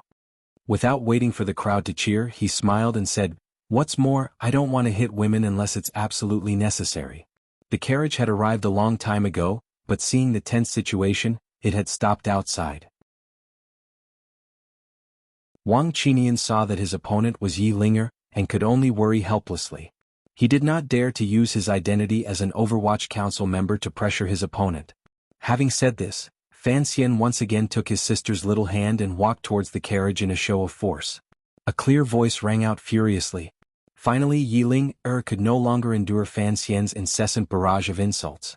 She exploded. Her silhouette blurred and she was already behind Fan Xian, her fist flying straight out.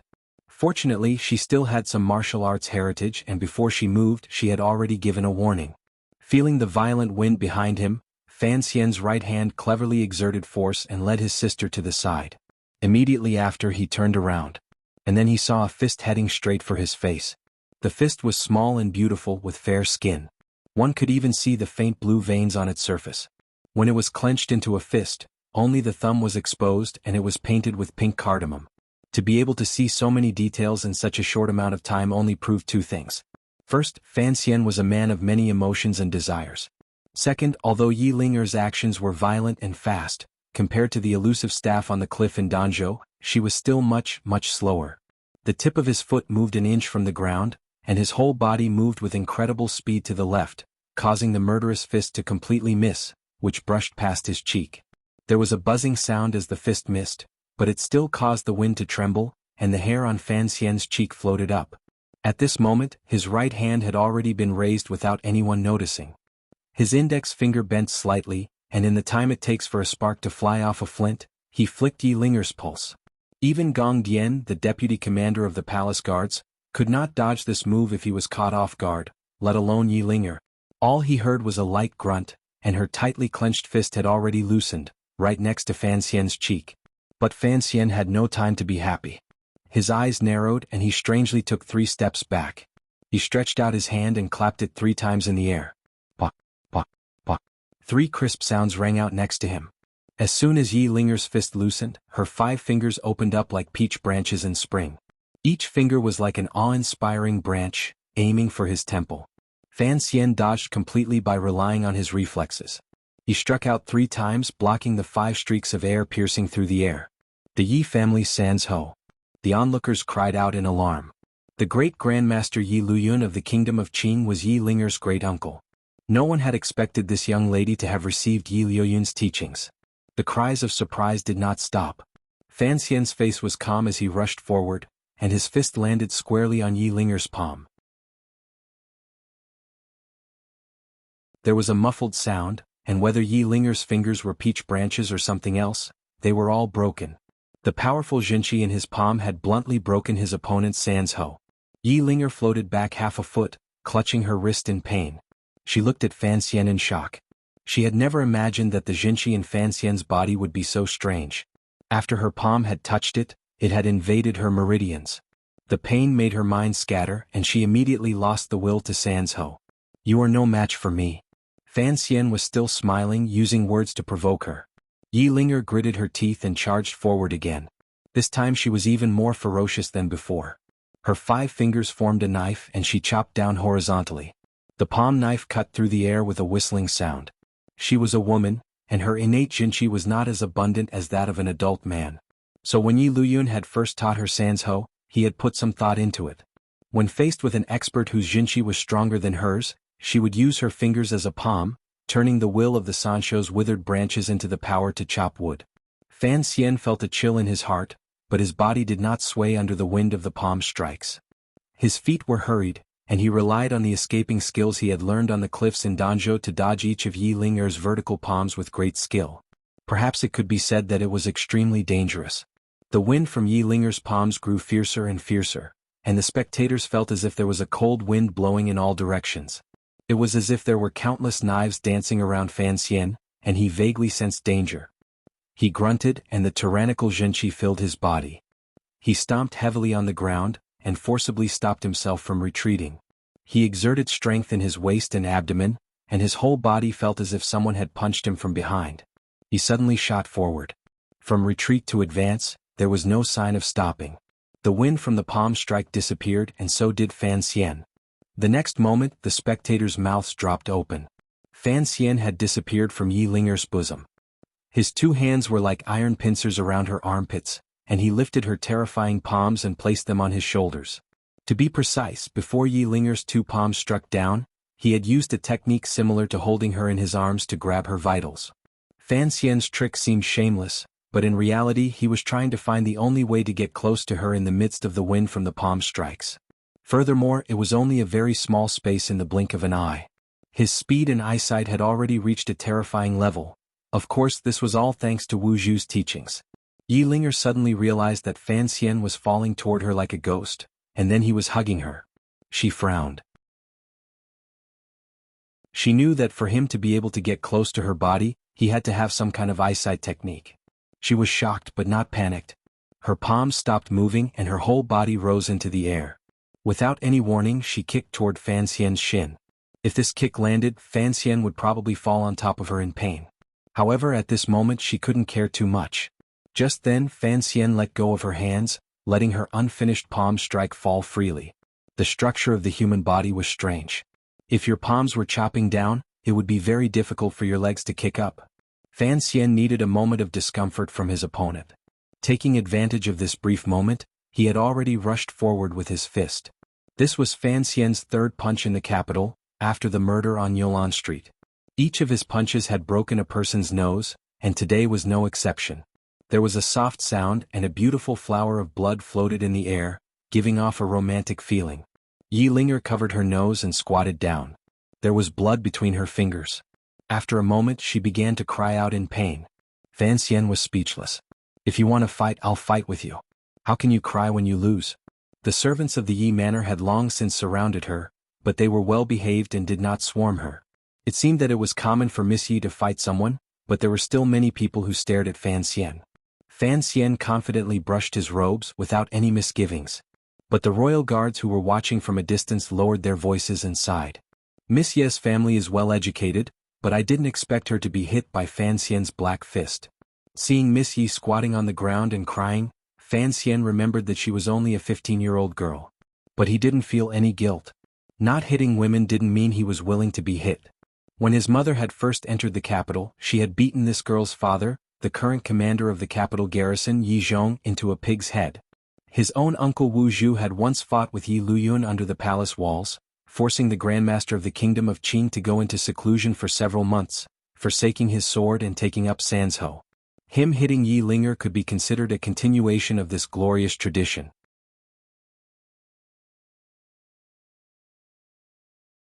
Chapter 114. Given Fan Xian's temperament after the fight, he would have hurried home to find his mother. But he had never expected Ruoruo to glare at him. It seemed that his sister thought he had been too heavy-handed. He could only smile bitterly and shake his head, watching as she took out a handkerchief to wipe the blood from Yi Linger's nose. Yi Linger's nose is pretty, but it's a pity she looks like a snot-nosed child. Yi Zhong's family name is Yi, and so is my mother. Was it because of this that we never liked each other? Now Yi Linger and I don't like each other either. It looks like it's the legacy of our elders. Fan Xian was actually a very calm person, but the situation was awkward and it was not convenient for him to leave, so he could only think of such things to hide his emotions. After a long time, the weeping Yi Linger finally calmed down under Ruoruo's comforting words. When she looked at Fan Xian again, there was not only hatred in her eyes, but also respect. She was, after all, a daughter of the Yi family. She was not as skilled as Fan Xian, but she would not argue. She struggled to bow to Fan Xian, acknowledging her defeat. Seeing that his opponent was straightforward, Fan Xian felt a little embarrassed.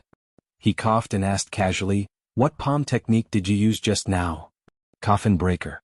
Yi Linger sniffled and stubbornly replied, "I admit defeat, but that is only because I am not skilled enough. It has nothing to do with the martial arts of the Yi family." Fan Xian finally felt that there was something cute about this girl. He laughed. "Coffin breaker is a good name. It seems to be a simplified version of Luyin Sanzhou. It is not easy for you to have such a level of martial cultivation." The sedan chair had to be carried by people in the front, and people in the back had to carry it as well. So Yi Linger covered her bleeding nose and snorted. "What move did you use?" she asked. Everyone in the Yi family was obsessed with martial arts. Yi Linger was in no hurry to get back at Fan Xian. Instead, she was anxious to find out what kind of strange and unimaginable method her opponent had used.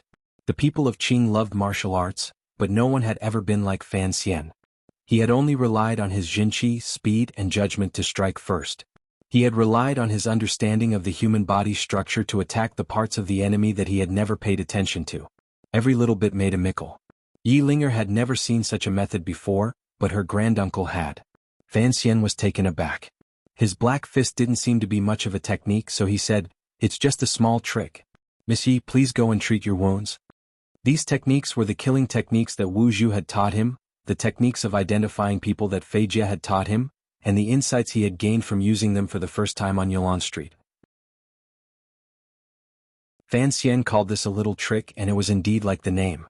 Later, Fan Xian's little tricks became famous in Jingdo. It became a name that could be included in a book on the martial path. This was something Fan Xian could not imagine at this time. Otherwise, he would certainly have named it something like Danzhou's plum-breaking hand, or Sinan's 6 yang palms. But today, his little tricks had won against the great coffin breaker. Although this sort of sparring in Jingdo was mostly carried out in the manors, it was nothing new, so the Fan and Yi manors did not do anything. Yi Linger, who had admitted defeat, left resentfully. But before she left, she insisted on handing the curved knife at her waist to Fan Xian, saying that it was a prize for admitting defeat. Sitting in the carriage, Fan Xian smiled bitterly as he played with the prize in his hand. He thought that fighting a young girl for no reason might even offend the Yi manor. Fan Ruoruo seemed to have guessed what he was thinking. She smiled and said, "It doesn't matter. The children of the Yi manor love martial arts and everyone knows that. Otherwise they would not have produced a grandmaster. Yi Zhong is a man of integrity, and will not get angry over such a small matter." Fan Xian sighed. "It's not entirely because of this matter. I just think it's ridiculous." Fan Ruoruo laughed. "Earlier you refused to duel with her. That was quite surprising." "Surprising? Are you worried that the people of the capital will think I'm a coward?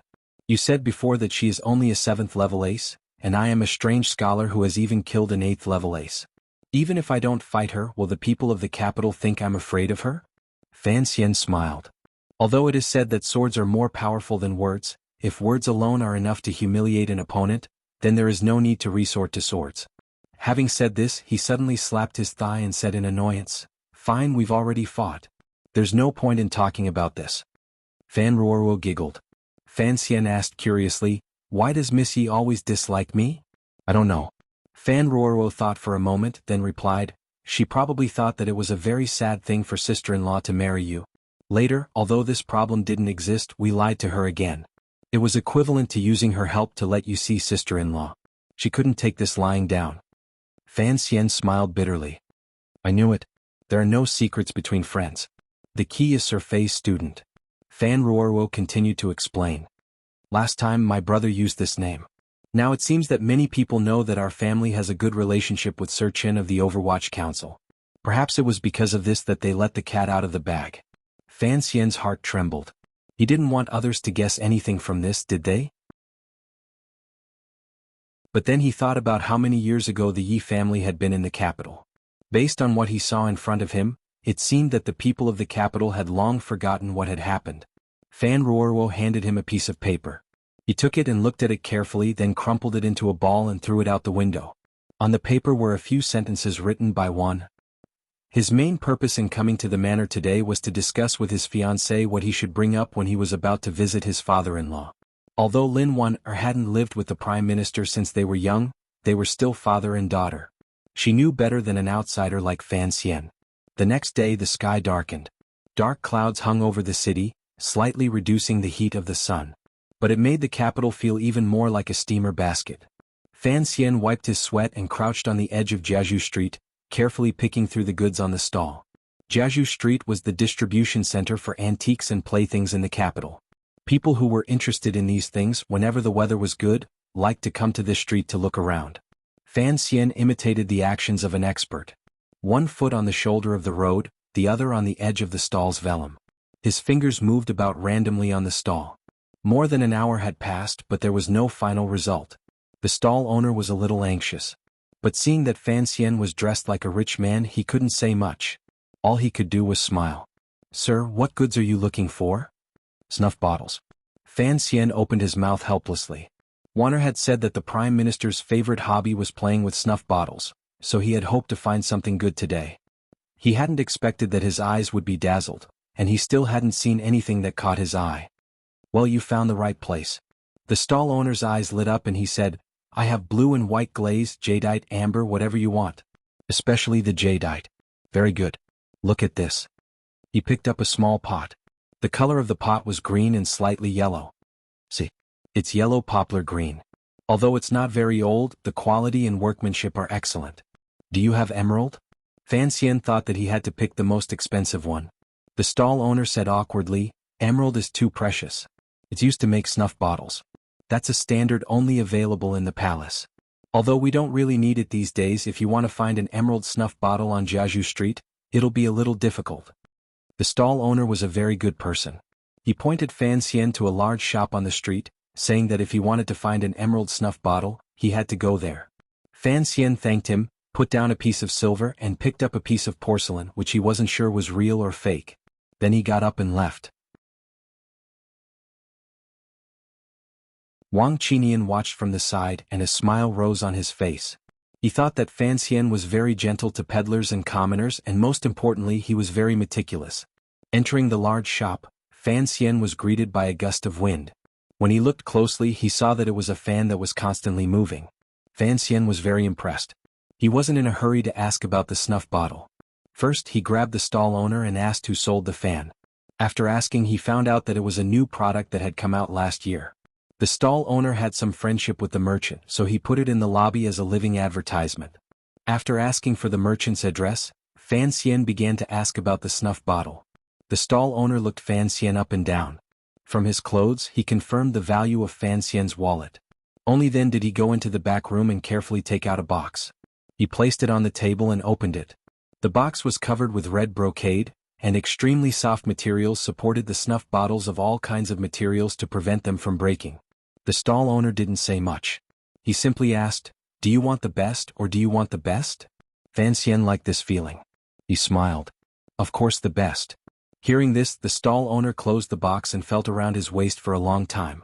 Then he took out a light green jade bottle. The material was green and smooth without a trace of flocculation. It was a high-quality material. Inside there was a painting of a fisherman sitting alone by a cold river. Not only was the artistic conception high, but the brushwork was also slender and soft. The craftsmanship was extremely rare. Name your price. Fan Xian took it and played with it in his palm. It felt warm and smooth and it felt very good. It was a little itchy, a little smooth and a little moist. 2,000 taels of silver. The stall owner's face was expressionless. It seemed that he was very annoyed by people coming to buy things. He seemed a little cold and indifferent, which actually piqued Fan Xian's interest.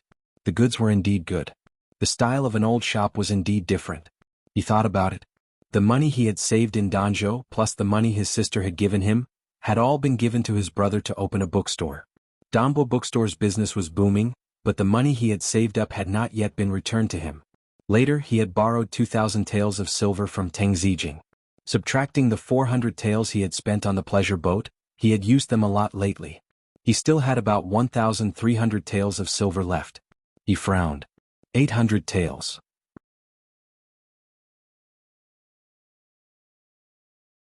Chapter 115.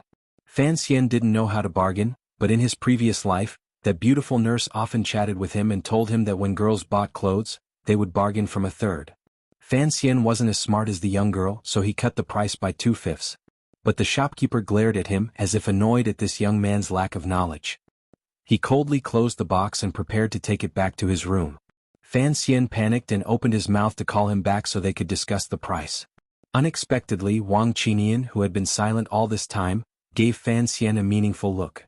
Fan Xian followed him out suspiciously. "It's only worth 400 taels. Wang Qinian respectfully said to him, "Sir, let me ask." Having said this, he walked back into the shop without a signboard. After a while he came out again, this time with a verdant snuff bottle in his hand. Then he took the 400 taels of silver from Fan Xian and handed it to the shopkeeper, whose face was ashen. Once in the carriage, Fan Xian quietly said, "Don't use your position to bully the good people." He touched the snuff bottle in his belt and couldn't help but laugh. "But it's not bad to bully these profiteers once in a while." Wang Qinian smiled. The wrinkles at the corners of his eyes bloomed like chrysanthemums. After all, he was a man in his 40s. He carefully explained, "He's not a profiteer. It's just that this snuff bottle only costs 300 taels at most. We're not bullying him by offering 400 taels." Fan Xian looked at Wang Qinian in surprise. Could it be that Sir Wang is well versed in antiques? How else could you tell the real price at a glance? You should know that there's a lot of foam in this trade. Wang Qinian laughed again. "Sir, have you forgotten what I did for a living before I was admitted to the academy?" Fan Xian suddenly understood. He laughed out loud and said, "So, when you were a lone thief you learned this knowledge along the way." Wang Qinian was embarrassed. "I was peddling in those small kingdoms by myself. I didn't dare ask for help, so I had to sharpen my eyes." With such an expert in the antique world, it was no wonder that he could cut down the price of the snuff bottle so easily. Returning to the main gate of the Fan Manor, Wang Qinian's small group withdrew, leaving the Fan Manor's own defense forces to handle. At the same time, the fans that Fan Xian had ordered from another shop arrived at the front door. The servants hurriedly took them in, but when it came time to pay the bill, the cashier said to Fan Xian with a pained expression, "Although these fans are good, they are too expensive. Young master, you bought 5 of them at once. It will be difficult for me to report to the second wife." At that moment, Lady Lu had just walked into the accounts room. Hearing what the accountant had said, she looked at Fan Xian with a smile that was not quite a smile. She nodded and said, "Enter the account." Fan Xian smiled and saluted his aunt. "Hello, aunt." The current situation between the two of them was too awkward. They couldn't be considered close, and their hatred had yet to erupt into hostility. Fan Xian was a bit puzzled about something. He frowned and asked, "Aunt, I think this fan is cool and comfortable to put in the hall. But why haven't I seen anyone else using it?" Madame Lu smiled and shook her head. "Regarding this matter, you will understand it better than anyone else in the future. It's all because the price of that shop is too high that no one is willing to buy it. Summer is only a few days away, so even if we dig an ice house, it won't be much more expensive than that fan." Fan Xian was quick-witted and understood immediately. This is the palace treasury's business? Lady Lu nodded. Fan Xian sighed. How could it be so expensive? Any peddler could learn this craft. Why aren't there others selling it? Lady Lu smiled. Although no one says it openly, everyone knows that this is the emperor selling the palace treasury's business. Who would dare to copy it? The Overwatch Council can just give it a name, and it's a crime punishable by imprisonment or exile. Fan Xian shook his head, feeling that something was wrong. Lady Lu asked curiously, why did you buy 5 of them all at once? Fan Xian explained gently, 1 in the flower pavilion, 1 in my father's and aunt's room, and the other 3 are to be given away. 1 to King Jing's manor, 1 to the Prime Minister's manor, and 1 to the Duke's manor. Lady Lu's paternal family was also a large one in the capital. Within 3 generations there had been a duke, so whenever the Duke's manor was mentioned in the Fan manor, it was the Lu family, Lu Heng, the Duke of Hongyi. Lady Lu was a little surprised. She hadn't expected this handsome young man to be so thoughtful, and she hadn't expected him to take the initiative to show her goodwill.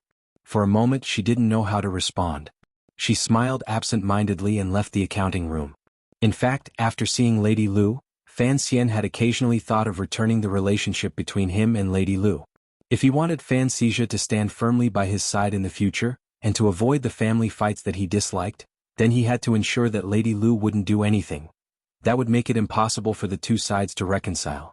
Small favors and small gifts naturally wouldn't have that kind of effect, so he had to take things 1 step at a time. Fan Xian was confident that Lady Lu's heart was divided into 3 parts. 1 belonged to Count Sinan, Fan Jian, and the other to Fan Xizha. As long as they could mutually benefit from each other, Lady Lu shouldn't have too many objections. As for the assassination attempt when he was 12, Fan Xian frowned and forced himself to control his emotions. He convinced himself that the Empress and the eldest princess were his true enemies. In the Prime Minister's manor, Lin Ruofu gently stroked the snuff bottle in his hand. This is polished from the finest emerald, he said softly. The stopper is very clever. Although it's painted on the inside and the work is good, it seems a little redundant. Yuan Hongdao listened to the side. He knew that the Prime Minister was referring to something. He smiled. A new son-in-law pays his respects to his father-in-law. It's only right that he brings some gifts. Lin Ruofu smiled and stood up. With one hand he opened the scroll on the table. It turned out to be a painting of an old man fishing alone by the river. The river flowed without end, and the entire painting was covered in ice and snow. Next to the painting was a poem. 1,000 mountains of birds fly, 10,000 paths of people disappear. An old man with a straw hat on a lonely boat, fishing alone by the cold river. Lin Ruofu softly recited the poem on the painting and sighed. Although the painting is ordinary and the calligraphy isn't extraordinary, this poem is good. I've always heard that Fan Xian was famous for his poems and it seems so. But with this poem, do you still think that he only brought the proper meaning between a father-in-law and son-in-law? Yuan Hongdao smiled bitterly. He thought that this young master Fan was really strange. He knew that the old man had just lost his son, and that his heart had not yet calmed down, and yet he had brought such a sad poem and painting. After a moment's thought, his eyes brightened. Sir, look here. He pointed to a spot in the painting. That spot of white ink was right beside the mountain peak. On the side of the cliff, one could faintly see 2 extremely thin and light ink lines in the snow, swaying and swaying, like a stalk of grass struggling to straighten its back in the snow. This is a dot of green on the snowy cliff of the cold river, Yuan Hongdao explained with a smile. Lin Ruofu looked at the extremely difficult to find grass in the painting, and his expression gradually softened. It seems that even you like this young man called Fan Xian. Yuan Hongdao was not afraid of anything. He smiled. Young Master Fan comes from a good family, is talented, and has an excellent temperament. From what you say, he sounds like a perfect person. Lin Ruofu smiled and shook his head. If Chen can be happy when she marries him, then of course that's good. Suddenly he lowered his voice. But about that matter, are you really sure? Yuan Hongdao answered very seriously. The matter at the foot of the Tsang Mountains has already been confirmed. I heard that Fei Jie is currently negotiating with Dongyi. Yes. Lin Ruofu half closed his eyes. I think so too. In truth, I don't care about Fan Xian's talent or family background. I only care about his temperament and methods. As long as his temperament is good and his methods are ruthless after I die, If he can protect the Lin family and my only son and daughter, then that's good enough. After Lin Gong's death, the Prime Minister was actually somewhat disheartened. His eldest son was an idiot, and he couldn't see his daughter for many years. But he still had to think about his officials and his clansmen, so the kind of person Lin Wan'er would marry was the most important thing in his mind. How is it outside? Lin Ruofu asked with a gentle expression. Very good. It's even better than what you and I had imagined. Why is the sky blue? Because the sea is blue. Why is the sea blue? Because when light enters the sea, it turns blue. Don't listen to me. I don't know much about these things. I'm basically just talking nonsense. Why is the water in the pond clear and not blue? Because the water in the pond is shallow. In the garden, Lin Wan'er's eldest brother sat on a rattan chair. His fat body seemed to take up the entire chair. He asked Fan Xian curiously.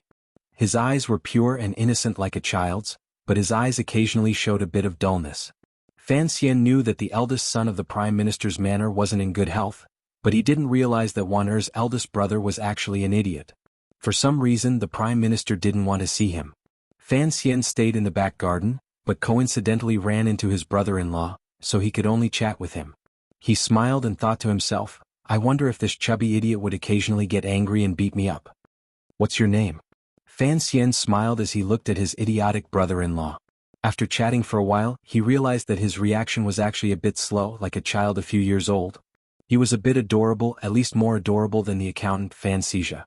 His brother-in-law pursed his lips, making his chubby cheeks look even rounder. 2 wrinkles appeared on the sides of his lips. My name is De Bao. My brother is called Air Bao. Air Bao hasn't been home for a long time. Fan Xian's heart trembled. He thought of the dead Lin Gong. In the blink of an eye, he looked at his idiotic brother-in-law in front of him, not knowing what to say.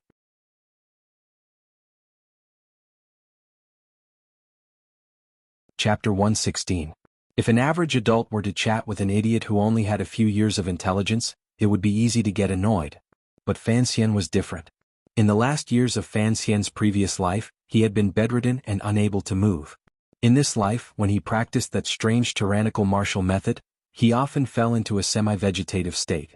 Thus, his patience was excellent. In addition, he felt pity for this retarded brother-in-law in front of him called De Bao, so he was able to control his temper and smile as he chatted with De Bao. In Fan Xian's mind, this slow-moving, fat man next to him was much more adorable and trustworthy than anyone else in the capital. I say, big brother, why is De Bao so fat and you so thin? De Bao frowned as if troubled by this question. Fan Xian laughed bitterly. First of all, you are my big brother and I will be your brother-in-law. Second, I'm not thin, it's just that De Bao is a bit fat. De Bao shook his head and yawned. He picked up a piece of Jiangnan cake from the table next to him and put it in his mouth. He chewed vigorously and spoke with a lisp.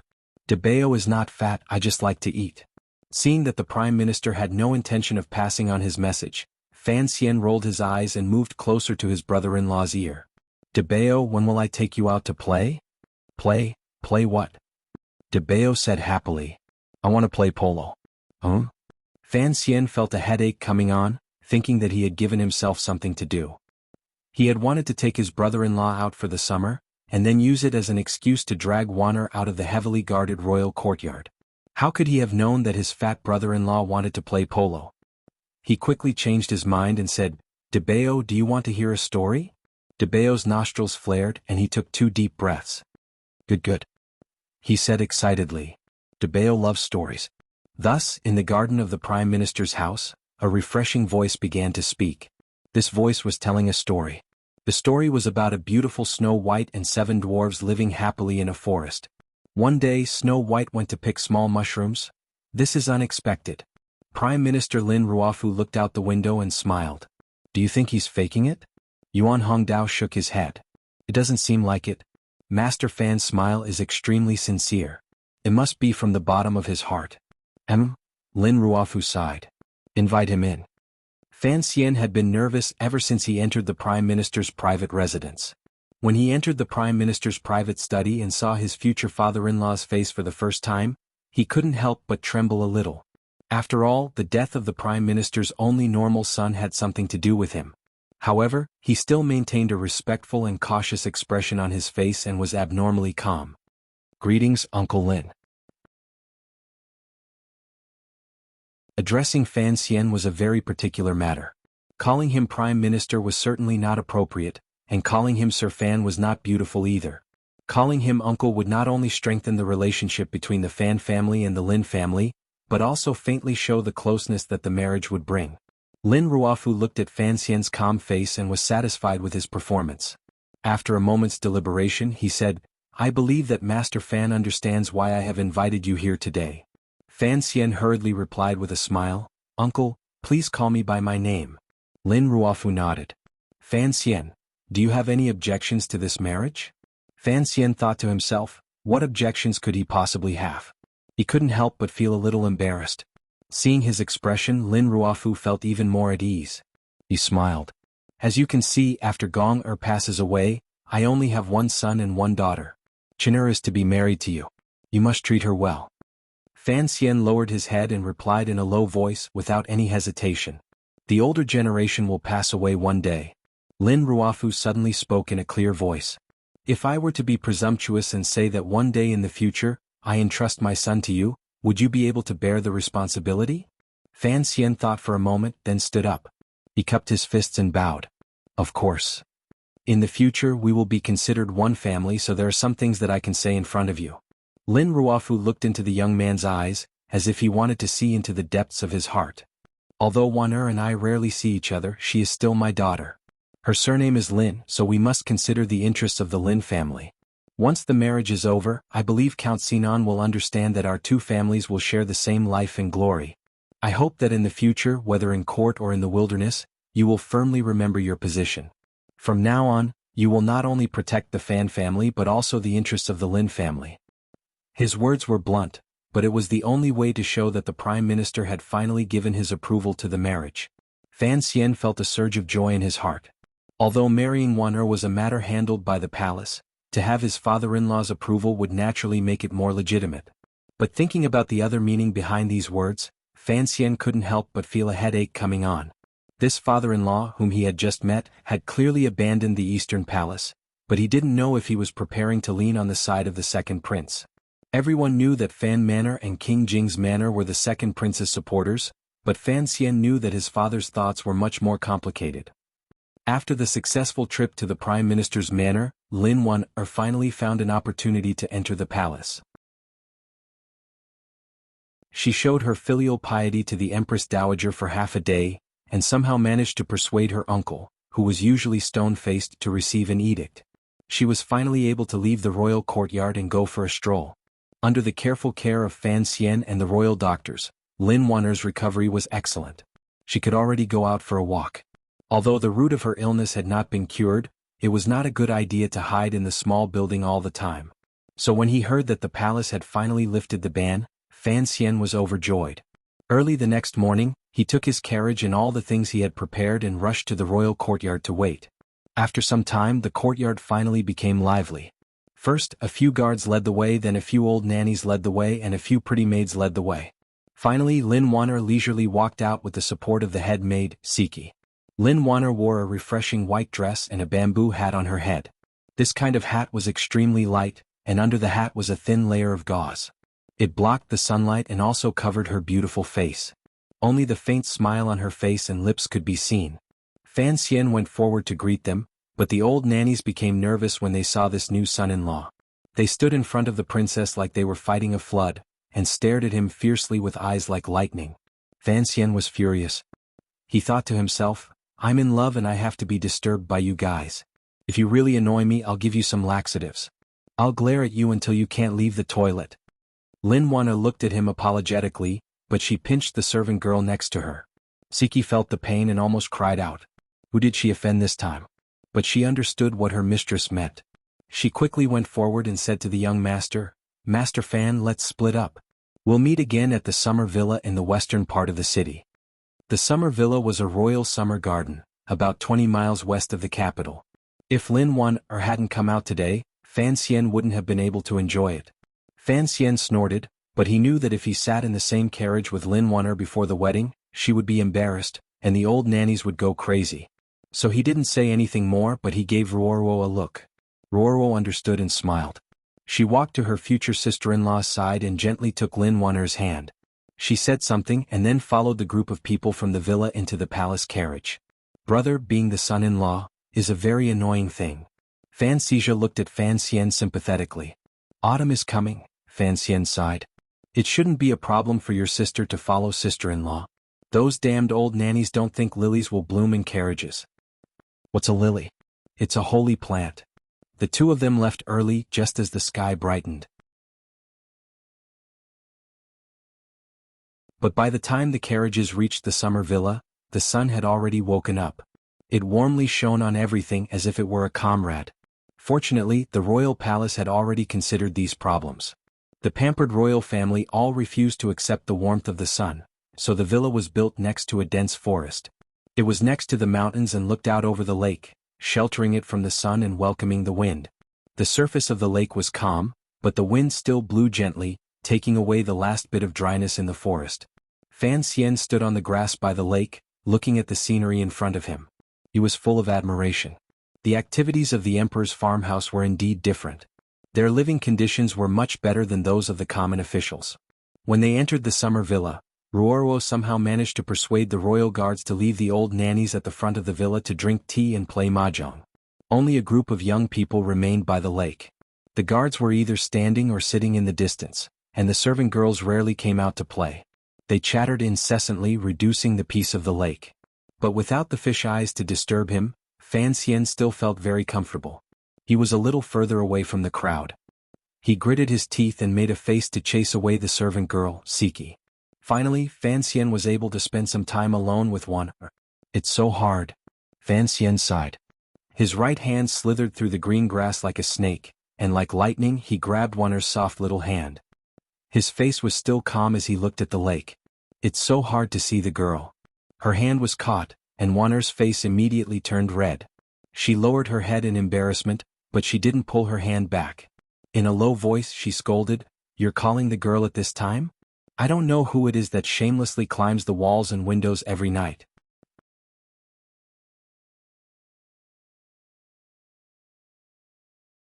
Chapter 117. Fan Xian chuckled and didn't argue. He just used the tip of his finger to scratch the palm of his fiancée. Although he was an old virgin who had lived 2 lives, he was still a member of the new generation who had been nurtured by Takashi Kato. How could Lin Wan'er resist these little tricks? The girl felt a burst of panic and couldn't sit still. Fan Xian moved closer. "Why don't you lean into my arms? Big brother really has a way." Fan Xizha refused to get out of the carriage. He thought there were too many mosquitoes in the grass. He looked at the couple by the lake and sighed in admiration. "We've only just met our future sister-in-law and we can already sit together. If we stay a few more hours, won't we have to consummate our marriage ahead of schedule?" Fan Ruoruo burst out laughing. Although she knew that her brother would occasionally visit her sister-in-law at night, she didn't know how often Fan Xian and Lin Wan'er met. So when she saw this scene she was surprised and impressed. "Come down and help unload the things." Ruoruo patted Fan Xizha on the head and smiled. "It's not good to let the guards do it." Fan Xizha stared at her. "What are the servants for?" Fan Ruoruo smiled. "They're just maids. They're not as strong as you." For some reason, seeing Fan Ruoruo's faint smile made Fan Xizha, the spoiled brat, feel an inexplicable fear.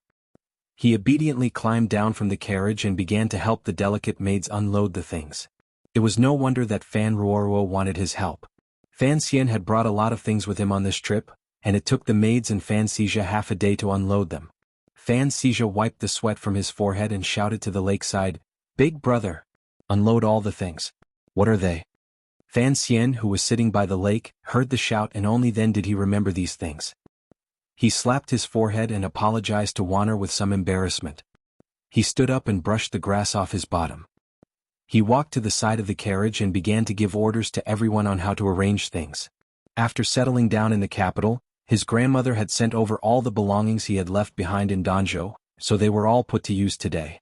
There were 3 handmade tents, an iron barbecue grill, a few pieces of iron mesh, a bag of pepper and cumin, some salt, some bamboo sticks, some eggs, a few freshwater fish, a big pile of radish and tofu, and a bag of fine charcoal. In short, it was a complete barbecue grill. A maid pointed at the pile of rags and asked curiously, "What is this?" Fan Xian kindly explained, "A tent." The servant girl was very eager to learn. "Is it used for marching and fighting?" Fan Xian smiled slightly and said, You can also watch the stars by the lake at night. Seeing the amiable smile on young Master Fan's face and the warmth in his bright eyes, the maid was no longer eager to learn. She shyly covered her face and went somewhere else. After the charcoal fire was lit, someone came over to take over. Fan Xian moved a rock and sat by the iron mesh, carefully smearing sauce and condiments on the fish. A bamboo skewer passed through the fish, and a faint aroma wafted through the fire. He sniffed and looked at Wanner, who was sitting alone by the lake in the distance. He smiled slightly and did not put too much flavor into the fish. After he finished grilling 3 skewers of fish, he gave one to each of his siblings and walked over to the lake, sitting next to Lin Wanner. Here. Fan Xian smiled warmly. Lin Wanner looked at him suspiciously, wondering if his cooking would be good. She took it and carefully put it to her lips, then chewed it slowly. Her eyes gradually brightened and she looked at Fan Xian and giggled. She did not even have time to praise him before she began to eat. But the fish was too hot, and she could not bear to let it leave her lips. She stuck out her tongue because it was so hot, and her free hand kept fanning her mouth as she exhaled. She was cute, really cute, and could be loved. Fan Xian looked at her fleshy lips, and for some reason he thought of the chicken leg they had first met in the temple of Qin. "Qin," he teased, "I've brought you plenty of chicken legs these days. Why are you still so greedy?" Lin Wanner puffed up her cheeks and said angrily, "If I had known your grilled food would taste so good, I wouldn't have eaten that cold chicken leg." Fan Xian laughed heartily and almost fell back. His fiancée's temperament was really interesting. Sometimes she was extremely shy, lowering her head and not daring to look at him. Sometimes she would have a little temper that added to the fun. Her sickly body liked to play the tiger cub. It was still that one word, cute 2 words, cute 3 words, kawaii. Lin Wanner turned her head and saw that the barbecue stall was much livelier than the one by the lake. Fan Xizha had long since finished the fish in his hand, and was instructing a servant girl to grill some corn for him to eat. Only Ruoruo ate in a more graceful manner. As she ate she walked through the woods. It was hard to tell whether she was enjoying the scenery or thinking about something. Her gaze fell on the pile of things that had been unloaded from the carriage, and Lin Wanner felt that her fiancé was a bit strange. She asked curiously, "In the past when we went out to play we mostly ate at the manor. I've never seen the servants so happy, and the things you brought today, no matter how you look at it, are a bit strange?" Fan Xian smiled and explained, "Although they are all servant girls, they are all serving maids who follow you around every day. They live a life of luxury. How many of them have actually cooked for themselves? Today's barbecue doesn't necessarily taste all that good, but it's better to cook for yourself. It feels different, and the reaction of the taste buds is also different." Taste buds. Lin Wanner was a bit confused. She stared at Fan Xian with wide eyes. There is a small organ on the tongue that can sense flavors. Fan Xian knew that it was difficult to explain. After all, the naked eye was not as good as a microscope, so he casually explained, "The back of the tongue tastes bitter and the front of the tongue tastes sweet. That's why." Lin Wanner chuckled. "No wonder you are Master Fei's student. You are so clear about these things." Hearing her mention Fei Jie, Fan Xian felt a belly full of anger. After all, they were master and disciple and they had a good relationship. He had been in the capital for a few months and even Qin Pingping had returned. Why did Fei Jie not want to come back? This was a bit too much. Fan Xian put these matters aside for now. Seeing Wanner's envious gaze, he set up a small stove for the two of them. He brought some ingredients over and the two of them ate as they roasted. Of course, most of the time it was Fan Xian roasting and Lin Wanner eating. Surrounded by the fragrance, the fiancé launched a gentle attack on the ingredients over the warm charcoal fire. This seasoning doesn't seem to be common." Lin Wanner stuck out the tip of her tender tongue and gently licked a sesame seed from the corner of her mouth. She sighed with satisfaction. "Really smells good. You must be joking. Sesame seeds are everywhere. This bit of cumin is not easy to find." Fan Xian thought to himself. If it weren't for his good relationship with the shopkeepers of Qingyu Hall, it would have been difficult to gather all the ingredients he had brought to the summer villa. But what he said was, "If you like it after we get married, I'll make it for you every day." Lin Wanner's expression changed very quickly. Of course, it wasn't the kind of change where she would turn her back on him.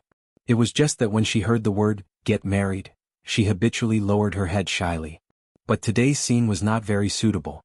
Her lips were still greasy, and there was a smear of dust on the tip of her nose.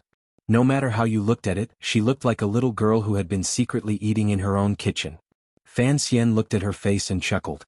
Yichen was not a particularly beautiful girl, but for some reason in his eyes, he always felt that there was nothing to nitpick about her features.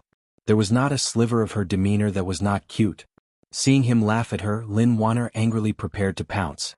Fan Xian hurriedly opened his arms, ready to sacrifice himself to feed the tiger. In any case, the lakeside was far away, and a large cluster of aquatic plants blocked the maid's view. Fan Xian thought he could openly embrace a beautiful woman for the first time. Unexpectedly, Wanner looked embarrassed, and forcibly stopped herself from rolling into Fan Xian's arms. Fan Xian shook his head helplessly. He took his handkerchief to the lakeside and wet it. Then he turned around and sat next to Lin Wanner. He stared at her face and very carefully wiped away the dust on the tip of her nose and chin. The two of them were very close. Feeling her husband's gentle and focused gaze, Lin Wanner was extremely nervous. Her hands tightly gripped the hem of her dress. Fan Xian also noticed her nervousness. For a moment he was at a loss. The hand holding the wet handkerchief paused on the side of her pink cheek. Their eyes met, and it seemed that even the sound of their breathing began to intertwine, rising and falling. They began to mix and gradually increase in frequency. Action was better than action. Without saying anything, Fan Xian lowered his head and kissed her on the forehead. Lin Wanner was startled and then embarrassed. Following that, she was faintly disappointed. However, she didn't have time to hide her disappointment. Fan Xian's lips had already blocked the mouth she was about to pretend to rebuke. It was wet, soft, fragrant, and sweet. Ouch. Fan Xian found that his lower lip had been ruthlessly bitten by the little girl. He quickly straightened up and let his lips escape the scene of the crime. Focusing his eyes, he found that Wanner's eyes were full of smiles. However, there was an additional glimmer of spring radiance in this smile. It was like the lake beside the two of them. The water rippled like a mirror, but there were still slight highs and lows and gentle currents that stirred one's soul. The cutest thing was that when the girl smiled faintly, her white front teeth, she cutely bit down on her fleshy lower lip. Fan Xian's heart skipped a beat. Summoning his remaining courage, he pulled his future wife into his arms, not letting her escape. His finger gently touched her soft cheek. In a quiet voice he said, "Little tiger, be careful that I don't eat you." Lin Wanner's body tensed and froze in his arms. Her eyes, like a spring lake, remained bewitching. She bit her lower lip and gazed at Fan Xian. "Wanner's body isn't well. Are you willing?"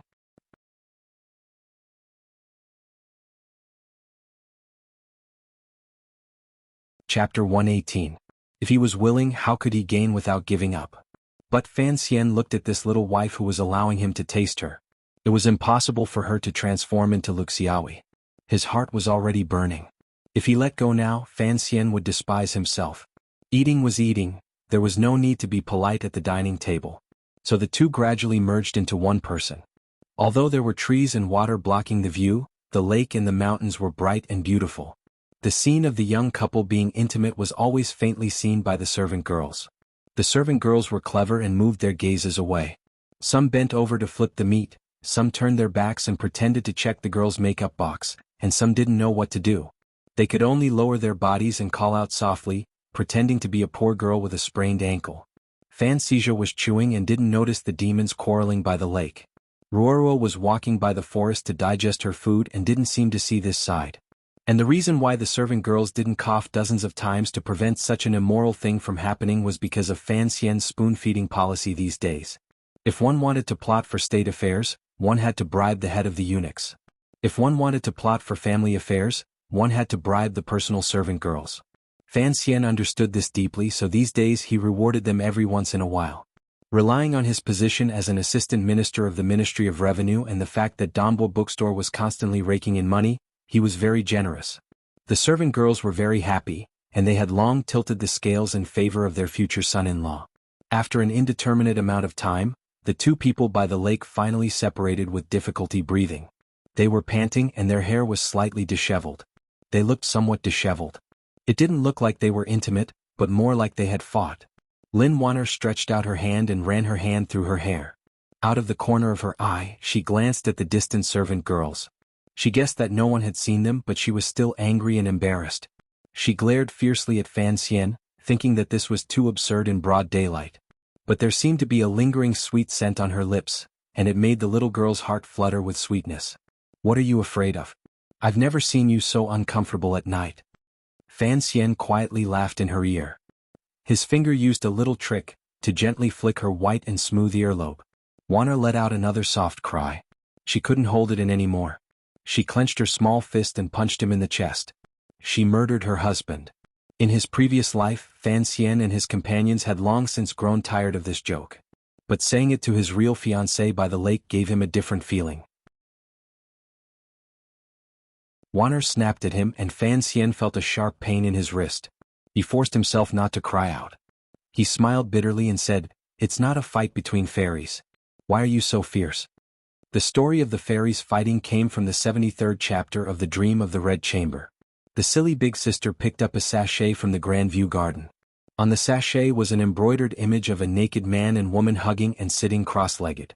The silly big sister did not know that it was an erotic painting and thought that the fairies were fighting. Later, she casually handed it over to Madame Xing, which led to the scene of the Grand View Garden being raided. Originally, no one in the kingdom of Qing should have known this story. But a few days ago, Lin Wanner had heard that her Langjun had opened a bookstore that claimed to have the entire story of the stone, so she had forced Fan Xian to copy the last 10 chapters. Hearing these words today, she immediately blushed. "What kind of person do you think I am?" she asked, a little sulkily. Fan Xian laughed and said, "Of course I am a good person. Someone in the past has said that when fairies fight, they fight with the utmost kindness and beauty. Besides, we were just fairies quarreling." "Bah. I don't know where you got this crooked theory from, but you still have to borrow the name of someone in the past." Lin Wanner giggled. "Besides, what's the difference between fairies fighting and quarreling? In a fight, the hands dance and the feet dance. Every part of the body that can be used has to be used. When it comes to quarreling, of course, only the mouth is used." Die. Fan Xian's heart was filled with pride. "Then I'll die on top of you." During the summer retreat from the summer heat, a man and a woman in love were in the midst of a beautiful lake and green mountains. It was the easiest time to pass. In the blink of an eye, it was already noon. The old nannies, who had been left behind by Fan Ruorwo to play Ma Diao in the front of the manor, finally remembered what they were here to do. They eagerly rushed over and smiled at Fan Xian. It seemed that they had gained a lot from the Fan family during the mahjong game. But Fan Xian still didn't like them. With the arrival of these old nannies, no matter what, he would not be able to get close to them. He had to sit and be polite, and he was far away from Wanner. At noon, Fan Xian could not let Fan Xian fool around with roasted fish. The group of people returned to the manor in a grandiose manner. They chose an elegant courtyard, and servants went to prepare food. As they drank tea and chatted, they heard the sound of carriages coming from afar. Fan Xian and Lin Wanner stood up at the same time with a smile. It seemed that they both knew who was coming, but they found that the other had also stood up. They couldn't help but look at each other in surprise. They were guests and they were all guests. But Fan Xian and Lin Wanner had invited them separately.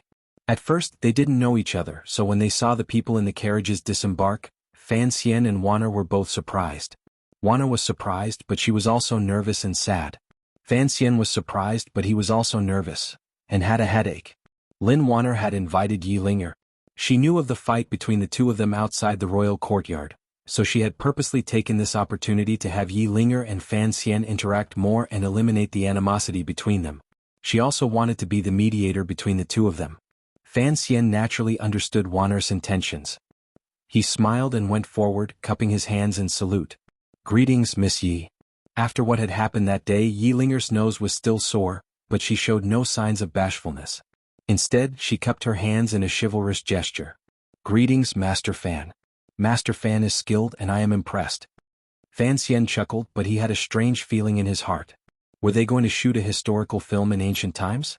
Fan Xizha watched Yi Linger disembark from the carriage and greet his brother. He lowered his voice and said to Roro, "Sister, I understand. My future sister-in-law wants to be a mediator." Fan Ruorwo made a sound of agreement. She smiled and prepared to go forward to greet her brother. Unexpectedly, she heard what Fan Xizha said next and stopped in her tracks.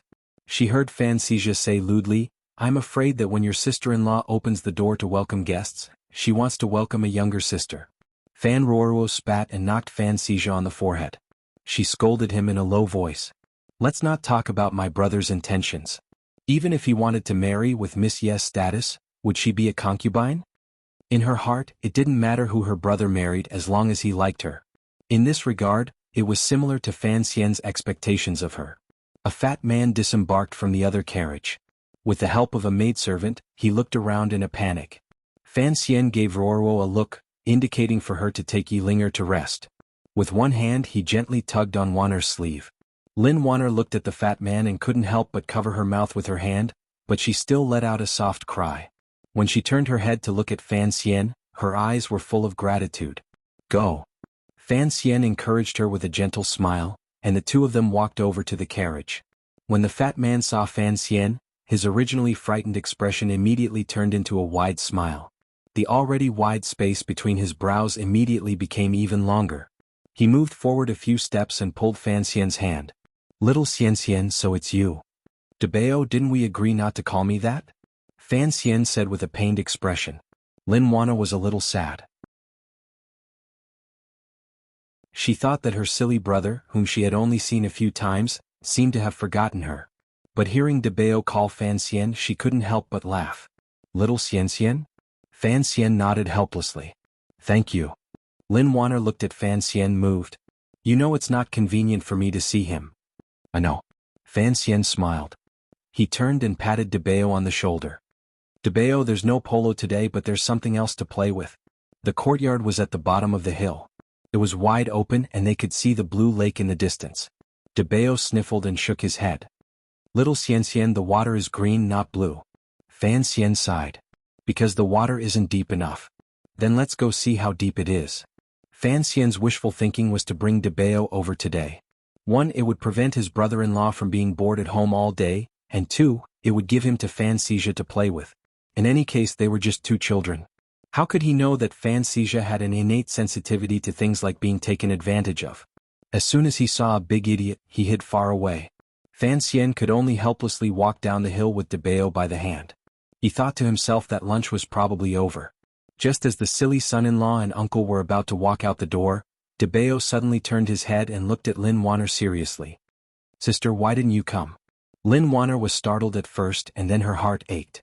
It turned out that her silly brother, whom she had only seen a few times, still remembered that he had a sister like her.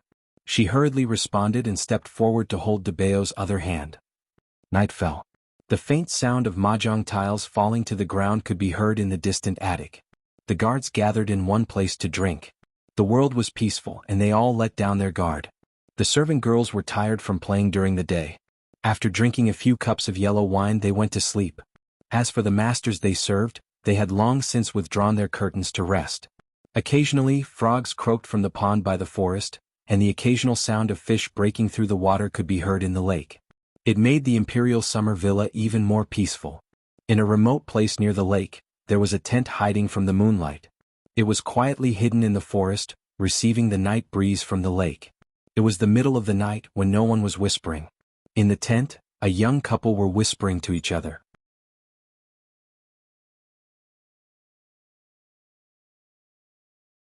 Chapter 119. Aren't you afraid of Si Chi finding out that you carried me out like this? She sleeps so deeply every day. I don't even need to use the sleeping incense. I don't think she'll wake up. But, it's a bit embarrassing. Just to look at the stars. Can you believe what you say? Then what are you going to do, Wanner? Fan Xian looked at her face with an evil smile. The moonlight outside the tent was not bright, so Lin Wanner's face was particularly hazy and beautiful. Lin Wanner wrinkled her pretty nose and faked a sigh. What can I do if I let a big pervert like you steal people in the middle of the night? Fan Xian also sighed. I'm also worried that if we keep sneaking around like this after we get married, what if we go back to our bedroom and I don't know how to use the door? What should I do then? Lin Wanner spat at him. She was afraid that his thoughts would really turn to evil. After all, it was the dead of night and the two of them were alone. If he really wanted to do something, she would be powerless to stop him. Fan Xian didn't know the girl's thoughts. If he knew that Lin Wanner was already thinking that she was powerless to stop him, he would probably have leapt forward a long time ago. As the saying goes, it's not that it's impossible, but it's that it's not that it's impossible. In Fan Xian's mind, once a girl thought that she was powerless to stop him, then she was already prepared not to stop him. The two of them lay on the soft mattress. The mosquito net was pulled open a crack. Looking out they could see the starry sky. The moon was dim, so the stars were particularly bright.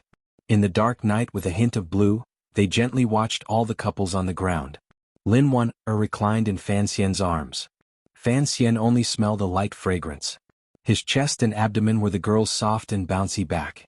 The summer youth's green robe was thin, as if there was no fabric between the two of them. Without a doubt, any man who had yet to respond, regardless of whether he was 16 or 60, had already fallen to the stage of being worse than a beast. So Fan Xian nervously tightened his arms, bringing the two of them closer to each other, not leaving any distance between them. Confused or blissful, he felt every bit of touch and elasticity in his arms. Fan Xian began to perform magic. His right hand had been holding Wanner's hand, but in the next moment, it had somehow run to the girl's thin clothes. The tent was incomparably quiet, and even the slight sound of the waves on the lake seemed extremely bashful. After a long time, a few shameful voices came from the tent, along with the intoxicated voice of the young man. There are always some things in the world that cannot be seen with one's eyes. It is really difficult to grasp, very difficult to grasp. Lin Wanner's ears were red, and she made a sound of agreement. She twisted her body to free herself from Fan Xian's demonic grasp, but she was no match for the explosive power of a virgin. Her body was teased until it became more and more limp. In her desperation, she coughed and forced herself to look weak. As expected, Fan Xian was startled, thinking that she had caught a cold. He hurriedly recited the heart-cleansing kindness mantra a few times to suppress his desires. He straightened her clothes and pulled the blanket over her. Lin Wanner's embarrassment had not yet faded, but she felt a little amused and touched. Afraid that he would change again, she rolled her eyes and changed the topic. Today by Jian. I saw that you made some fresh things. If I were to sell them, I'm afraid they would sell for a lot, right? She was talking about the barbecue condiments and the tent they were currently living in. Fan Xian was now a little dissatisfied. He said in a hoarse voice, "You are a princess. Why are you worrying about such a small amount of money? Come, let's kiss again." Lin Wanner was both embarrassed and anxious. You open a bookstore and you make tofu. People think you like to do business. Fan Xian thought that making tofu was one thing but eating tofu was another. He replied with a pained expression, "I have to prove that I can make money. Only then will our uncle, the emperor, be at ease when he leaves the palace treasury to us to manage." After he entered the capital, he had focused on doing business and befriended Qingyu Hall for this matter. The two of them had finally calmed down. They hugged each other, gazed at the stars and chatted idly. Somehow, they began to talk about Fan Xian's visit to the Prime Minister's manor a few days ago. "Father, is he well?" Lin Wanner asked with concern. She rarely saw her father, but she still missed him. Today she had seen her foolish brother and thought of how her second brother, Lin Gong, had died young. Her father was alone and he must have been very sad. As his son, she was unable to serve him. Fan Xian knew what she was thinking. He comforted her. "He's fine. After we get married we can be filial together. It's better than now. All right. The Prime Minister has really agreed to our marriage." Their voices grew lower and lower until they could not be heard. They disappeared into the quiet night by the lake. As for what else happened that night, they would have to think about it later. The next day the sky was bright. It was impossible for the two of them to still be in their tents. Otherwise, if the guards and maids found out that their mistress and future master had been affectionate outside all night, it would certainly become the most sensational gossip in the capital. Fan Xian and Lin Wanner opened their eyes on their respective beds. They rubbed their eyes, turned over, smiled, reminisced, and foolishly stretched their bodies. After everyone got up, they began to eat at separate tables. The maids and servants busied themselves. Lin Wanner sat at the round table, gently putting shredded pickled vegetables into De Bao's bowl of porridge. She did not even glance at Fan Xian. On the other side, Fan Xian smiled foolishly and blew at his sister's bowl to cool it down. It seemed like a special brother-sister bond. Fan Xian and Lin Wanner did not look at each other, but there was some kind of emotion between their brows. The whole hall began to emit the smell of happiness. The sensitive Yi Linger and the intelligent Fan Ruoruo looked at each other suspiciously, and then tacitly averted their gazes. It was still early. After eating, Fan Xian was about to find a secluded place in the woods to exercise and maintain his daily practice. To his surprise, Yi Linger walked up to him, cupped her fists and asked for his guidance. After Yi Linger returned to the manor, she told her father about the contest outside the royal courtyard. Yi Zhong asked about it in detail and praised Fan Xian's response. He said that Master Fan had been able to evade the assassination attempt and cut open Qing Jushu. He was indeed extraordinary. Hearing her father's words, Yi Linger was finally convinced of Fan Xian's abilities. But she adhered to the ideals of the Yi family, and whenever she found an opportunity she would sincerely ask Fan Xian for guidance. Asking for guidance only proved that Yi Linger was not convinced to the bone. Fan Xian rarely trained with others. Back in Danzhou he was a pitiful character who was beaten by Uncle Wuzhu. So today he had the right to give advice to Yi Linger, a 7th-level master. He could not help but feel a little happy.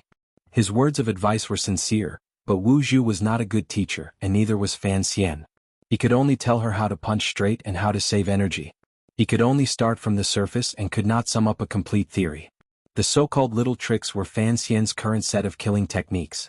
But it was not convenient to teach them to others, especially to a beautiful girl with eyes as clear as jade. Besides, Fan Xian was not an honest person who would dig out the heart of anyone he met, so it was impossible for Yi Linger to learn the essence of Wuzhu's killing techniques. But in the end she had made some progress. Fan Xian smiled. Today he had finally seen the Yi family's Luyan Sanzhou clearly. It turned out that a simple pair of hands could evolve into so many attacking methods. Even Yi Linger had the power to break through the wind and kill gods. If it had been Yi Zhong or Yi Luyun himself, perhaps the coffin breaker would have been enough to break the stone tomb, and the Sanzhou would have been like a withered twig, making it impossible for the opponent to dodge. After a series of punches and palms, Fan Xian was very satisfied with the degree of flexibility of Yi Linger's body. But the way he looked at her slender waist with a smile was a little strange. Yi Linger did not notice his gaze, or she would have been furious. She was still immersed in the perfect coordination of Fan Xian's attacks, the angle of his attacks, and the feeling of their perfect coordination. She was deeply shocked. In short, this was not a bad deal. After a long time, a cry of pain came from the forest. Fan Xian walked out, rubbing his wrist. Behind him Yi Linger also walked out, holding her nose. She had finally become completely obedient. In truth, for everyone in this world, life was like a running account. It was just one step after another, repeating itself day after day. It was inevitable that it would be a little boring. But these two things, power and wealth, seemed to guarantee that a running account would occasionally have some new numbers appear. Fan Xian had kicked De Bao and Fan Xizha to the back of the mountain to ride horses and shoot arrows. There were guards to protect them and maids to take care of them, so there was no need to worry too much. Now in the summer resort there was only him and the 3 girls, Wanner, his sister, and Yi Linger. Sitting in the courtyard, sipping tea and listening to music, Fan Xian smiled as he watched a beautiful girl sing in a low voice. Power was a good thing, he thought. If a princess wanted to hear a song, she could immediately call someone from the capital to sing for her. This girl was a true singer, and with her beautiful voice she could roam the courtyards of the nobility in the capital. She was also someone who was virtuous. It was only at this moment that Fan Xian realized what it meant to be a man of the kingdom of Qing. He had to fight for power and wealth for the people around him. If he wanted to maintain a seemingly happy and peaceful life, and not become a bandit on the border or a hard laborer in a brick kiln, perhaps there were some things that were worth giving up. He was a selfish man, he often reminded himself of this. In front of the mountain hall, the girl called Sangwen had a clear and crisp voice. It mixed with the cool breeze, passing through the hall and lingering on the beams. Before and after winter there were several villages.